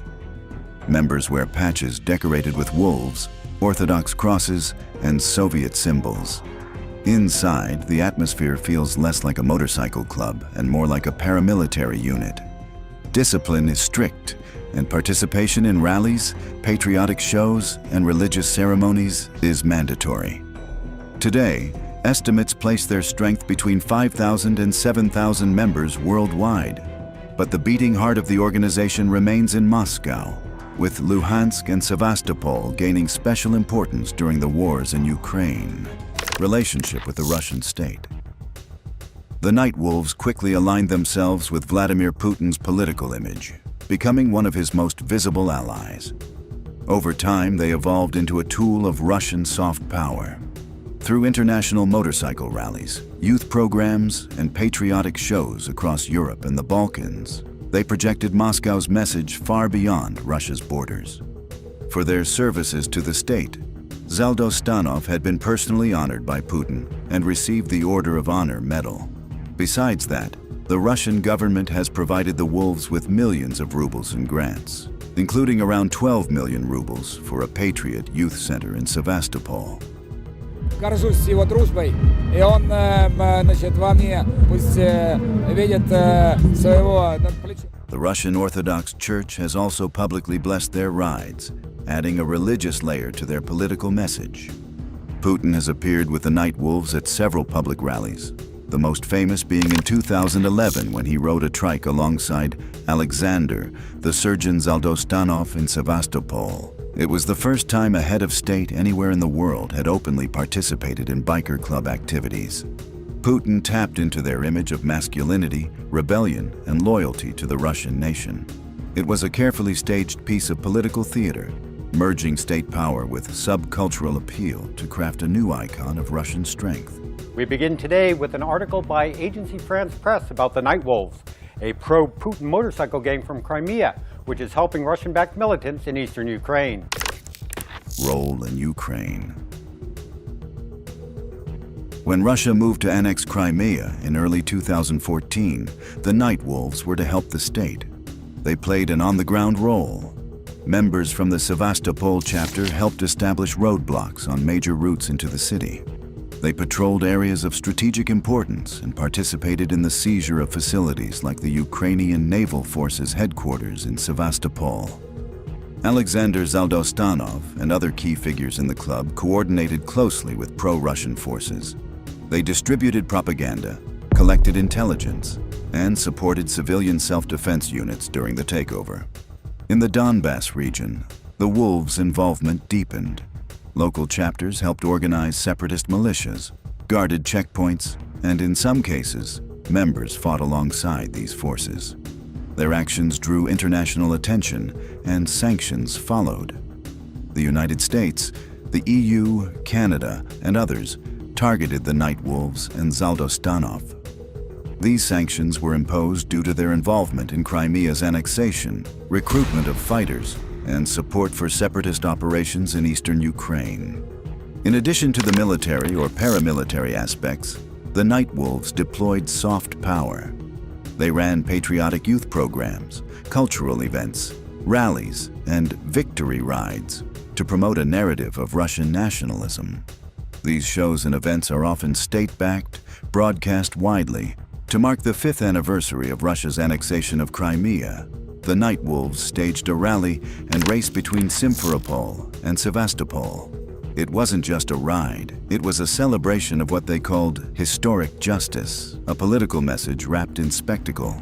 After 2014, the Wolves became cultural defenders of the annexation. Their massive shows in Sevastopol blended music, theater, and military symbolism, drawing tens of thousands. These weren't neutral performances. They were patriotic pageants designed to glorify Russia's takeover. The stance came at a cost internationally. Their support for the annexation landed them on the White House sanctions list. But inside Russia, the story was different.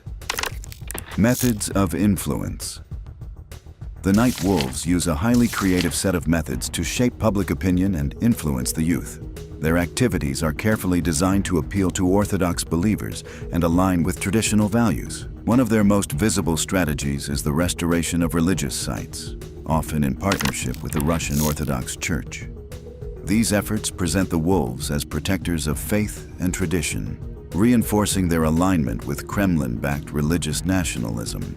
Alongside this, they invest in the construction of cultural centers and youth clubs, which serve as hubs for patriotic education. And how can they forget patriotic activities? They organize annual motorcycle pilgrimages, Victory Day parades, and festivals across Russia and Eastern Europe.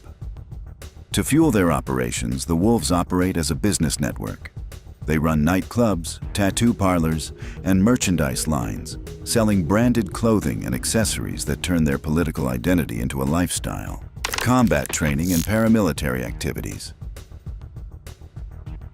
Combat training holds significant importance for the club, and they are also affiliated with Wolf Holding of Security Structures, WHSS, which is designated by the U.S. Treasury as owned by the Night Wolves Motorcycle Club. Tactical military training not just to Russians, but also to law enforcement, foreign military personnel, and Russian-speaking communities abroad. In Crimea, WHSS operates a self-defense training unit. Ostensibly, these are camps for civilian self-defense. Still, evidence and sanctions suggest the training includes military-style instruction and is used to support paramilitary and security operations in Russia-occupied Ukrainian territory. WHSS also offers more than training. Its services reportedly include armed protection, armored vehicles, installation of surveillance and monitoring systems, and special preparation teams. In areas claimed by or under the influence of pro-Russian forces, such services blur the line between security contractor and para-state actor. Because of these capabilities and its close association with the Russian state and club's leadership, WHSS, the Night Wolves, had been sanctioned by Western governments. Chapters. Today, this motorcycle club operates in 51 chapters worldwide, spreading its influence across Russia, Eastern Europe, and beyond. Russia remains its stronghold, and its presence is deeply tied to nationalism and loyalty to Vladimir Putin. The group regularly participates in pro-Kremlin rallies, and their leader, Alexander Zaldostanov, even served as a torchbearer at the 2014 Sochi Olympics. By 2016, they had around 5,000 members in Russia alone, making them a significant cultural and political force. Bosnia and Herzegovina. In 2018, the Night Wolves launched a tour of the Western Balkans, focusing heavily on Republika Srpska, a Serb-majority region of Bosnia and Herzegovina with strong pro-Russian leanings.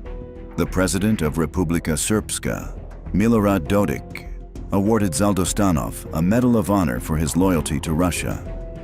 The Wolves also joined parades marking Republika Srpska Day, a holiday organized by Bosnian Serbs. This event is controversial, and in 2015, Bosnia's constitutional court declared it unconstitutional, deepening divisions in the region. Bulgaria. The Wolves' activities in Bulgaria have raised serious concerns within the European Union. Members frequently attend events hosted by the Russian embassy. In 2016, demonstrations against their arrival turned violent as pro-Russian nationalists clashed with anti-Wolves campaigners. While the bikers themselves weren't directly involved, their presence was the clear catalyst for unrest. Montenegro. In Montenegro, they operate under the motto, "Pray to God and stick to Russia." Authorities accused some of their members of involvement in a 2016 assassination plot against then Prime Minister Milo Đukanović, which prosecutors linked to Kremlin efforts to stop Montenegro from joining NATO. The Wolves have also attempted to shut down pro-Ukrainian rallies, claiming such demonstrations would promote warmongering rhetoric and religious intolerance. In 2014, they carried out a motorcycle pilgrimage in Montenegro as part of their Russian Balkan tour, an event actively promoted by the Russian embassy in Podgorica, underscoring how closely their activities align with Russian state interests.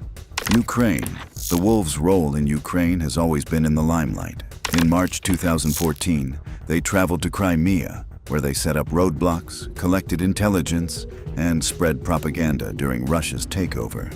They openly supported the Kremlin narrative that so-called Ukrainian fascists, backed by the CIA, had toppled a legitimate pro-Russian government. Following the annexation, the Night Wolves were awarded a municipal security contract in Bakhchisarai, granting them authority in local policing and youth patriotic education programs. Given their proven loyalty and direct involvement in Crimea, it is widely believed that the Wolves have continued to play some role in Russia's 2022 invasion of Ukraine, even if their activities are less openly acknowledged. A tool of Russian soft power. So far, they have transitioned to a proxy for Kremlin influence instead of purely being a biker club. Their rides, shows, and youth camps may look like biker culture, but they double as political theater. Much of their messaging revolves around World War II victory narratives, tying Crimea and Donbass to historical justice. Now they're soft power on wheels, projecting Moscow's worldview across Europe. Prominent members. Alexander Zaldostanov, the surgeon, founder and undisputed leader Zaldostanov, remains the face of the Night Wolves. Born in 1963 in Kirovohrad, USSR, now Ukraine, to a Ukrainian father and a Russian doctor mother, his family spent time in Crimea before settling in Moscow. Beyond his medical nickname, he is best known for turning the club into a vehicle of Kremlin propaganda. Awarded the Order of Honor by Vladimir Putin, sanctioned by the EU, and banned from Europe under his guidance, the Wolves shift from rebellious outsiders to state-backed nationalists. Vitaly Kishkinov, the prosecutor. Kishkinov is heading the Donbass branch after previously commanding the Luhansk chapter. A hardliner, he fuses biker culture with militant separatism. In 2019, he received a war medal from the self-proclaimed Luhansk People's Republic, where he now serves in its People's Council. Known for fiery nationalist speeches, he enforces an exclusionary code. No women, no gay men, no drug users. He is under European Union sanctions for undermining Ukraine's territorial integrity. Sergei Komarov, Mosquito. He is a Luhansk chapter member. Komarov is recognized for his combat record with pro-Russian separatist militias. Born outside Moscow, he fought as a tank man in the Chechen Wars, an experience that left lasting scars. Among fellow wolves, he is known as energetic and friendly, but his past reflects the club's transformation from a biker subculture into frontline fighters. Denis Kuznetsov, deputy commander of the Luhansk chapter, Kuznetsov joined the Wolves in the early 1990s. After the 2013-14 Maidan protests, which he viewed as a Western-backed coup, he left his family in Moscow to join Russia's annexation of Crimea. Under his leadership, Wolves helped set up checkpoints, patrolled Sevastopol, and armed themselves for the takeover. Kuznetsov later admitted, "I am one of the million reasons Crimea was annexed. The United States sanctioned the group for these activities." Ramzan Kadyrov, the powerful Chechen leader and Putin loyalist, was made an honorary member and granted branch leader status. His association elevates the Wolves beyond biker culture, aligning them with Russia's broader ultranationalist project. Controversies and criticism. The Night Wolves have long drawn criticism for far-right nationalism, anti-LGBT rhetoric, and Soviet nostalgia. Their use of Stalin portraits during rides is praised by supporters as honoring history, but seen by critics as whitewashing repression. Their activities have had real consequences. In 2014, the U.S. sanctioned the group and its leader, Alexander Zaldostanov, for threatening Ukraine's sovereignty. Canada blacklisted them in 2015, and the EU followed in 2022. Poland blocked their 2015 Victory Day ride over Crimea, while Germany also attempted to ban them before a Berlin court overturned the decision. Local branches have raised alarms too. In Slovakia, officials fined the group for building a fortified compound with armored vehicles. How their supporters see them. They might be rebellious to their critics, but their supporters see them as patriots, not criminals.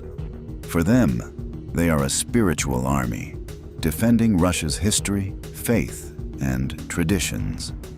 Their rallies, youth camps, and concerts are framed as cultural celebrations, not politics. Critics, especially in the West, see something else. A paramilitary tool dressed as a biker club, spreading Kremlin propaganda and intolerance under the guise of patriotism. Inside Russia, they're cultural heroes. Outside, they're sanctioned and banned. This divide makes the Wolves a reflection of Russia itself, admired by some, feared by others. The Night Wolves began as a biker club, but today they stand as a fusion of culture, politics, and power. Their story shows how subcultures can evolve into tools of the state, but not every brotherhood is embraced like that. Click on the next video to see how some leaders face life behind bars, and the way they handle it is shocking. We end where East meets West. When Hell's Angels crossed the Atlantic to expand into Europe, they triggered the bloodiest biker conflict in history, the German Rocker Wars, and these men turned entire cities into battlegrounds. From shining in Monaco, living like a celebrity, to a ruthless president who fought just to stay alive. Wie wollen Sie ihn mal sterben? Weiß ich nicht. Wenn's geht, alt, mit einer schönen jungen Frau. These are Germany's most powerful Hell's Angels bosses. But here's the catch. Not all of them got to choose how their story ended.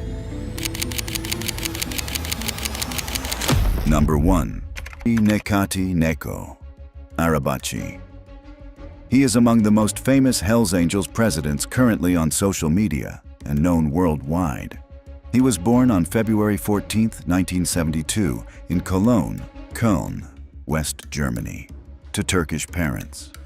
Nicati's influence started during the 1990s, when he started gaining influence in Cologne's red light scene.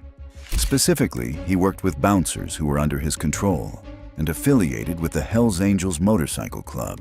By 1999, he controlled one of the most powerful pimp networks in Cologne's red light district. His influence stretched beyond Cologne to even Frankfurt, and in the early 2000s, his fingerprints were everywhere. Cologne's underworld became his empire, but violent ambition always carries a cost. In 2002, police finally caught up.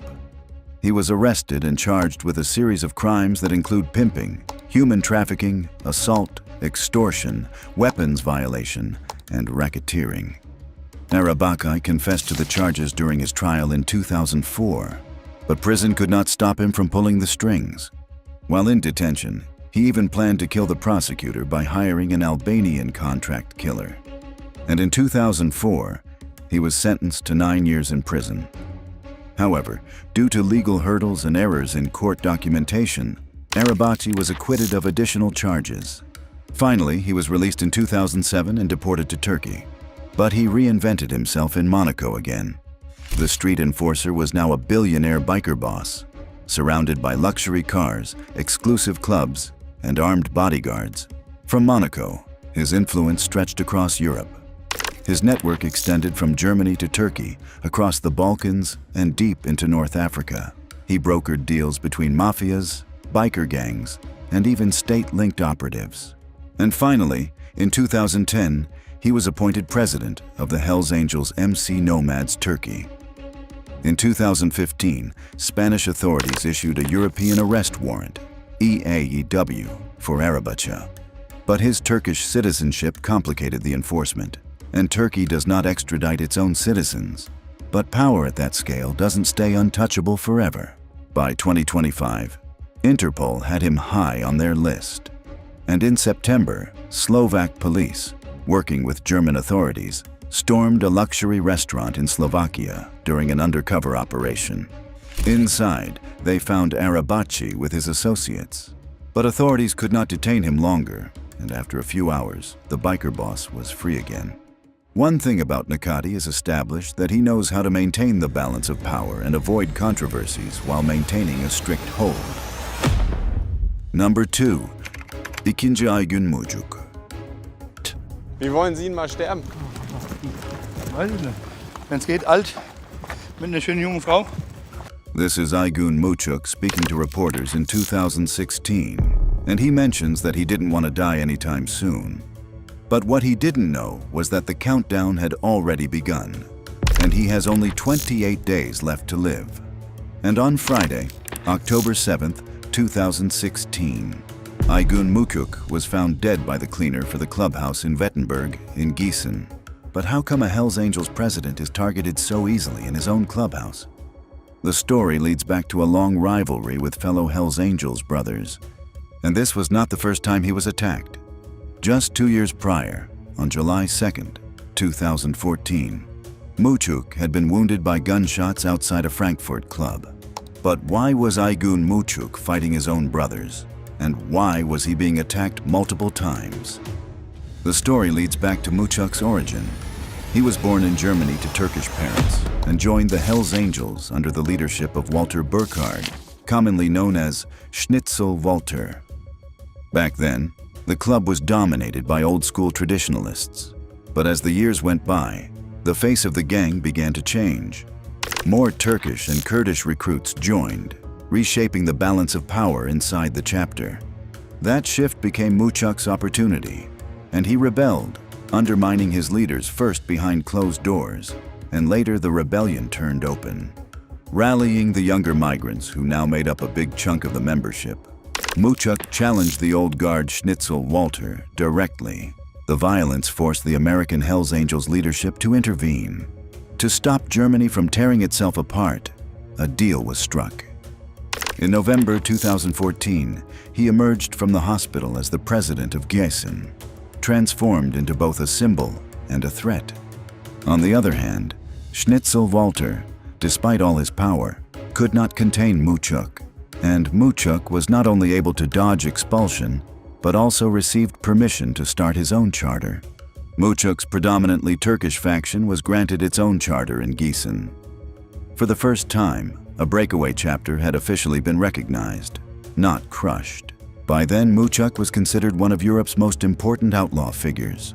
Muçuk rose to the top, becoming the face of a younger, more diverse wave of bikers inside Germany. But his rebellion came at a price, one that would be paid in blood.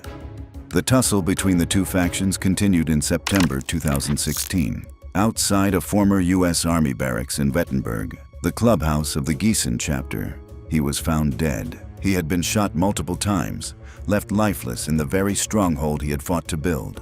Looked like this time, his luck had run out. Authorities did not have any person of interest, but no one was convicted. Law enforcement immediately suspected the Frankfurt West End charter, pointing specifically toward Burkhard's inner circle. For investigators, the motive seemed obvious: the long-running feud between Frankfurt and Gießen. Yet, despite collecting surveillance footage and forensic evidence, police couldn't make arrests. Muçuk's assassination sent shockwaves through Germany's outlaw biker scene. He had been a symbol of change, a man who dared to defy tradition to lead a chapter built on migrant strength. Number 3. Walter Burkhard. Schnitzel Walter. Born in Frankfurt in the 1960s, Burkhard grew up in a divided Germany. Walter Burkhard, also known as Schnitzel Walter, had a very humble beginning. He stared from a butcher's shop in the affluent neighborhoods of Frankfurt. While the nation was undergoing rapid modernization, pockets of society remained deeply traditional. Burkhard trained as a Fliermeister. He ran a successful meat shop known for quality and freshness. But behind the scenes, Walter was drawn to a different kind of brotherhood, and eventually following his, he joined the Hells Angels Motorcycle Club and soon became an integral part of the West End Charter in Frankfurt. The Hells Angels had long established a presence in Germany, but the Frankfurt West End Charter was different, wealthy, urban, and well-connected. His butcher shop remained a front and local landmark. But behind the scenes, the chapter engaged in weapons trafficking, drug distribution, nightclub protection rackets, debt collection through intimidation, and territorial enforcement across Frankfurt's red light and entertainment districts. Under his leadership, the West End chapter started operating like an organized crime syndicate. Burkhard knew how to instill fear without ever raising his voice. But in 2012, Burkhard faced resistance from where he expected the least. The blow of hot air came from within the club. Turkish and Kurdish origin members like Aygun Muçuk began forming their own powerful factions within the club. Despite Walter's attempts to maintain control, his chapter was divided. But 4 years late, the rebel president was found dead in his clubhouse. He had been shot multiple times in the head and upper body at close range. Law enforcement responded with a sweeping crackdown. Police raided Hells Angels clubhouses in Frankfurt, Wiesbaden, and other cities. Dozens of members were arrested on unrelated weapons or drug charges, and then Burkhard vanished from public view. Unlike many of his counterparts, Walter Burkhard was never arrested for Muçuk's murder. Burkhardt continued to pull strings behind the scenes, operating through intermediaries and loyal club veterans. In 2024, another shocking incident brought Burkhardt's name back into media focus. A brutal Hells Angels brawl at Frankfurt Airport involving members from multiple chapters. Though Burkhardt was not present, several West End affiliates were. Burkhardt was fined in court and was ordered to pay 10,500 euros in fines. He never gave interviews, he never testified, he never confessed. And in the world of outlaw motorcycle clubs, that silence is more powerful than 1,000 words. Number 4, Kadir Padir. Padir was a member of the Bandidos in Germany, and he left the club. After defecting from the Bandidos in 2010, Padir joined the Hells Angels and quickly climbed the ranks, becoming president of the Hells Angels Berlin City chapter. The Berlin chapter was notorious for running drug routes, protection rackets, and illegal gambling halls. He had an iron fist control over the club and territory. But in 2014, everything changed. On 10th January 2014, inside a betting office in Berlin-Reinickendorf, a sympathizer of the Bandidos was shot dead inside a betting shop. He was identified as Tahir O, 26. 13 masked men entered the betting shop and fired 8 shots, 6 of which hit Tahir O, and he was killed. Betreten. Einem Rollkommando gleich stürmen, wie sich später herausstellen wird, Hells Angels das Café. Hier die Originalaufnahmen aus der Überwachungskamera. Innerhalb von nur 5 Sekunden ab. Nach nicht einmal 30 Sekunden haben die Täter den Laden wieder verlassen. When the authorities investigated, they traced the link to this killing to Kadir Padir. He was accused of being the instigator of that killing. The prosecution alleges he played a leadership role in ordering or organizing the attack. The trial began in 2014 and lasted for several years. In court, Padir faced accusations of running his charter like a mafia syndicate, giving orders that turned disputes into executions. But the real shock came from inside his own circle. Kasra Zargaran, once a trusted associate, turned against them. He turned state witness in the betting office murder trial. Zargaran described in his testimony the details of how Padir's orders flowed from the top down. He painted Padir not just as a biker boss, but as the godfather of Berlin, the man who decided who lived and who didn't. Finally, in 2019, judges at a Berlin court delivered verdicts. Padir was sentenced to life imprisonment for his role as the instigator in that murder. And in 2022, his appeal was also rejected. The German federal court upheld the sentences for several Hells Angels in that case. But Padir's influence didn't die with the verdict. Sentenced to a long prison term, he proved that bars couldn't hold his reach. Investigators say encrypted phones and loyal visitors turned his cell into a command post. Even from prison, debts were collected, rivals were silenced, and orders still carried his name. And that's the paradox. Kadir Padir sits locked in a cell, but Berlin's streets still whisper his name. If a murder trial and a prison sentence couldn't strip him of power, then what can? Number 5, Ramin Yakhtaparast. Ramin's story doesn't follow the usual outlaw biker script. He was an Iranian German and once a rising member of Bandidos, but he switched to other gangs and finally landed in Hells Angels. There, he quickly rose to ranks and became president of Hells Angels MG City Charter in Mönchengladbach. He was already notorious to the police for his violent past, and had also been involved in murdering another biker. But his story took a darker turn when he became an asset to the Iranian government, specifically Iran's Revolutionary Guard Corps, the IRGC. Iran benefited from his fugitive status, and his outlaw connections made him valuable. He became a bridge between the Islamic Revolutionary Guard Corps and criminal networks in Europe. One of his assignments included an arson attack on a Jewish synagogue in Germany. And when the authorities traced back the link to him, he fled to Iran and mocked German police on Instagram. Germany does not have an extradition treaty with Iran, so he was living a free life out there until the haven could not protect him anymore. But on May 9th, 2023, Yakhtaparast was shot dead in Tehran, the place he considered a safe house, allegedly in an operation carried out by Mossad. While IRGC continued to deny his affiliation with the force, his obituary referred to his death as martyrdom, and he was buried in Section 19 of Behesht Zahra Cemetery, reserved for Islamic Revolutionary Guard Corps members. And now, one question lingers. If a single outlaw boss could be turned into an international agent, how many more shadows like Ramin Yektaparast might already be at work? Number 6. Frank Hanebuth. Frank Hanebuth was born and raised in Hanover, Germany. At that time, the biker scene was already violent.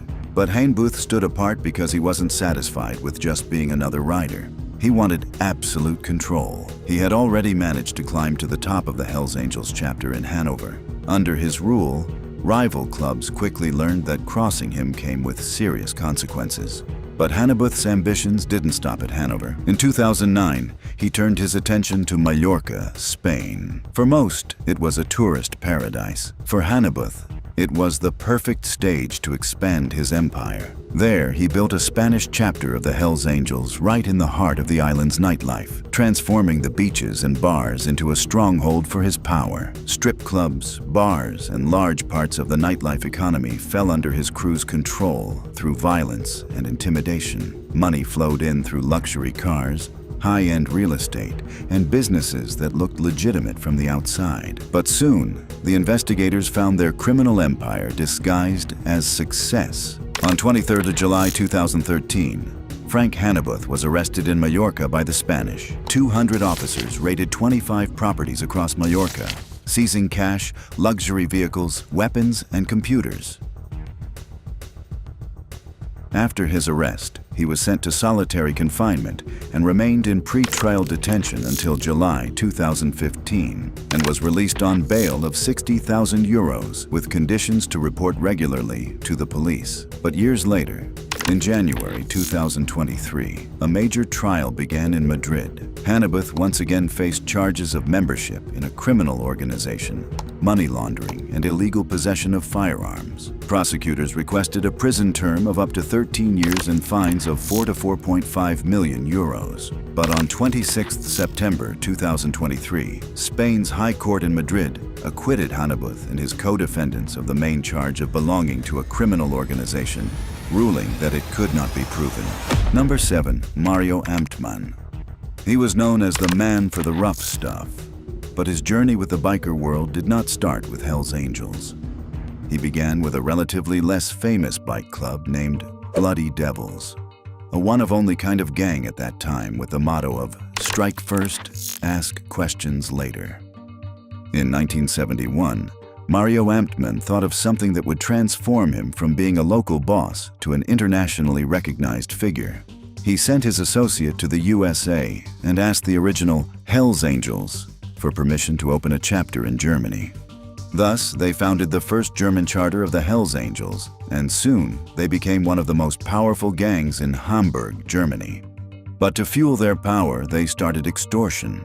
They would go into bars, vandalize the furniture, urinate on the bar, and indiscriminately beat patrons. As this was not enough, they opened one of their own clubs, Angel's Place. And to wipe out the competition, they started terrorizing the local landlords, collecting protection money. Anyone who didn't pay the stay fee received visits. The bikers repeatedly crashed their motorcycles into the bars. So, the authorities caught up to them. And in 1983, the police took action. 500 officers carried out a raid. The Hells Angels and their symbols got banned in Hamburg. This was a major setback for the Hells Angels, but they regained power soon after the trial ended in the club's favor. Some of the members were sentenced to prison, and after serving a few years in prison, they were back on the streets. And soon they were back to extortion, drug trafficking, prostitution, arms smuggling, and this time they expanded their operations. Mario Amtman, 2017, one day after his 69th birthday, Hamburg hosted his funeral. Over 200 bikers from across Germany and Europe rode in to pay their respects. The funeral unfolded under heavy surveillance, with plainclothes officers and covert intelligence units watching closely, fearing rival attacks or power struggles. Number 8. Darius F. In Hamburg's biker world, few names carried as much weight as Darius F. He was Sergeant-at-Arms at Hell's Angels, a third highest rank in hierarchy. Darius was not only responsible for maintaining order and discipline within the club, but also was at the forefront of the drive to push the rival gangs, especially Bandidos and Mongols, out of the city. Because whoever controlled Hamburg's underworld also controlled its nightclubs, protection rackets, and drug routes. And for years, Darius made sure that control belonged to him. His dominance seemed untouchable. Until one night on August 26, 2018, Darius was driving his white Bentley, leaving his favorite pizzeria, Palermo, in Hamburg. Everything seemed perfect until a Mercedes next to him lowered its window. A gun appeared and shot 5 bullets to his head and upper body. Darius was attacked. It was an assassination attempt. But against all odds, Darius survived. Still, the attack left permanent scars on his body. He was paralyzed from the waist down. Once feared enforcer was now confined to a wheelchair. When the authorities investigated the attack, it was traced back to old rivals. The plot was commissioned by ex-members of the Mongols and led by an individual named Arash R and his girlfriend, who wanted revenge for a failed hit against them 2 years earlier, an attack they believed had been ordered by the Hells Angels themselves. And finally, Arash R was sentenced to life. His girlfriend received more than 12 years behind bars. But then the case took a shocking turn. The girlfriend confessed in court that she alone had planned the shooting. With that single admission, the case flipped, opening the door for Arash R to escape his life sentence. The attack on Darius F was proof of a brutal truth that in the outlaw biker world, sometimes the deadliest threats come from men who once sat across the same table. And by surviving, Darius's name moved from feared enforcer to living legend, a man who took 5 bullets in broad daylight and still lived to tell the tale. Number 9. Frank Weber, the architect of Berlin's Hells Angels. Frank Weber was one of the most respected Hells Angels in Europe. Before his name became synonymous with Berlin's biker culture, Weber made his mark as a skilled tattoo artist. He opened the Kreuzstich Tattoo Studio on Adalbertstrasse and went on to found Europe's oldest tattoo convention. His Berlin Tattoo Convention drew bikers and enthusiasts from across Europe and even America, turning Kreuzberg into a meeting point of biker tradition and ink culture. Weber's journey into the biker world began in 1977 when he started his first motorcycle club. Just a few years later, in 1981, he opened his first shop selling Harley-Davidson equipment. By 1990, he had co-founded the Berlin branch of the Hells Angels, cementing his place in biker history. Unlike the newer generation of angels who leaned toward drug trafficking and protection rackets, Weber was a traditionalist. For him, the club's core identity was about motorcycles, tattoos, brotherhood, and nights spent drinking beer, not business empires built on crime. This old-school stance earned him respect far beyond Berlin. When Weber passed away at the age of 66 after a long illness, it felt like the end of an era. His funeral in Berlin on November 2nd, 2024, became a spectacle of loyalty and power. More than 1,000 mourners filled the streets, including Hells Angels from the US, Canada, Turkey, and across Europe. A roaring procession of motorcycles thundered through the city, leading to his burial at Grossgirchenstrasse Cemetery in Schöneberg, where other Hells Angels also rest. For many, Weber's death wasn't just the loss of a man. It was the closing chapter of Berlin's traditional biker spirit. Legends die, leaders fall, but the Hells Angels in Germany remain. And when one boss is gone, another is always waiting in the shadows. Click on the next video to see how that same fight for power plays out across the most notorious motorcycle clubs in America.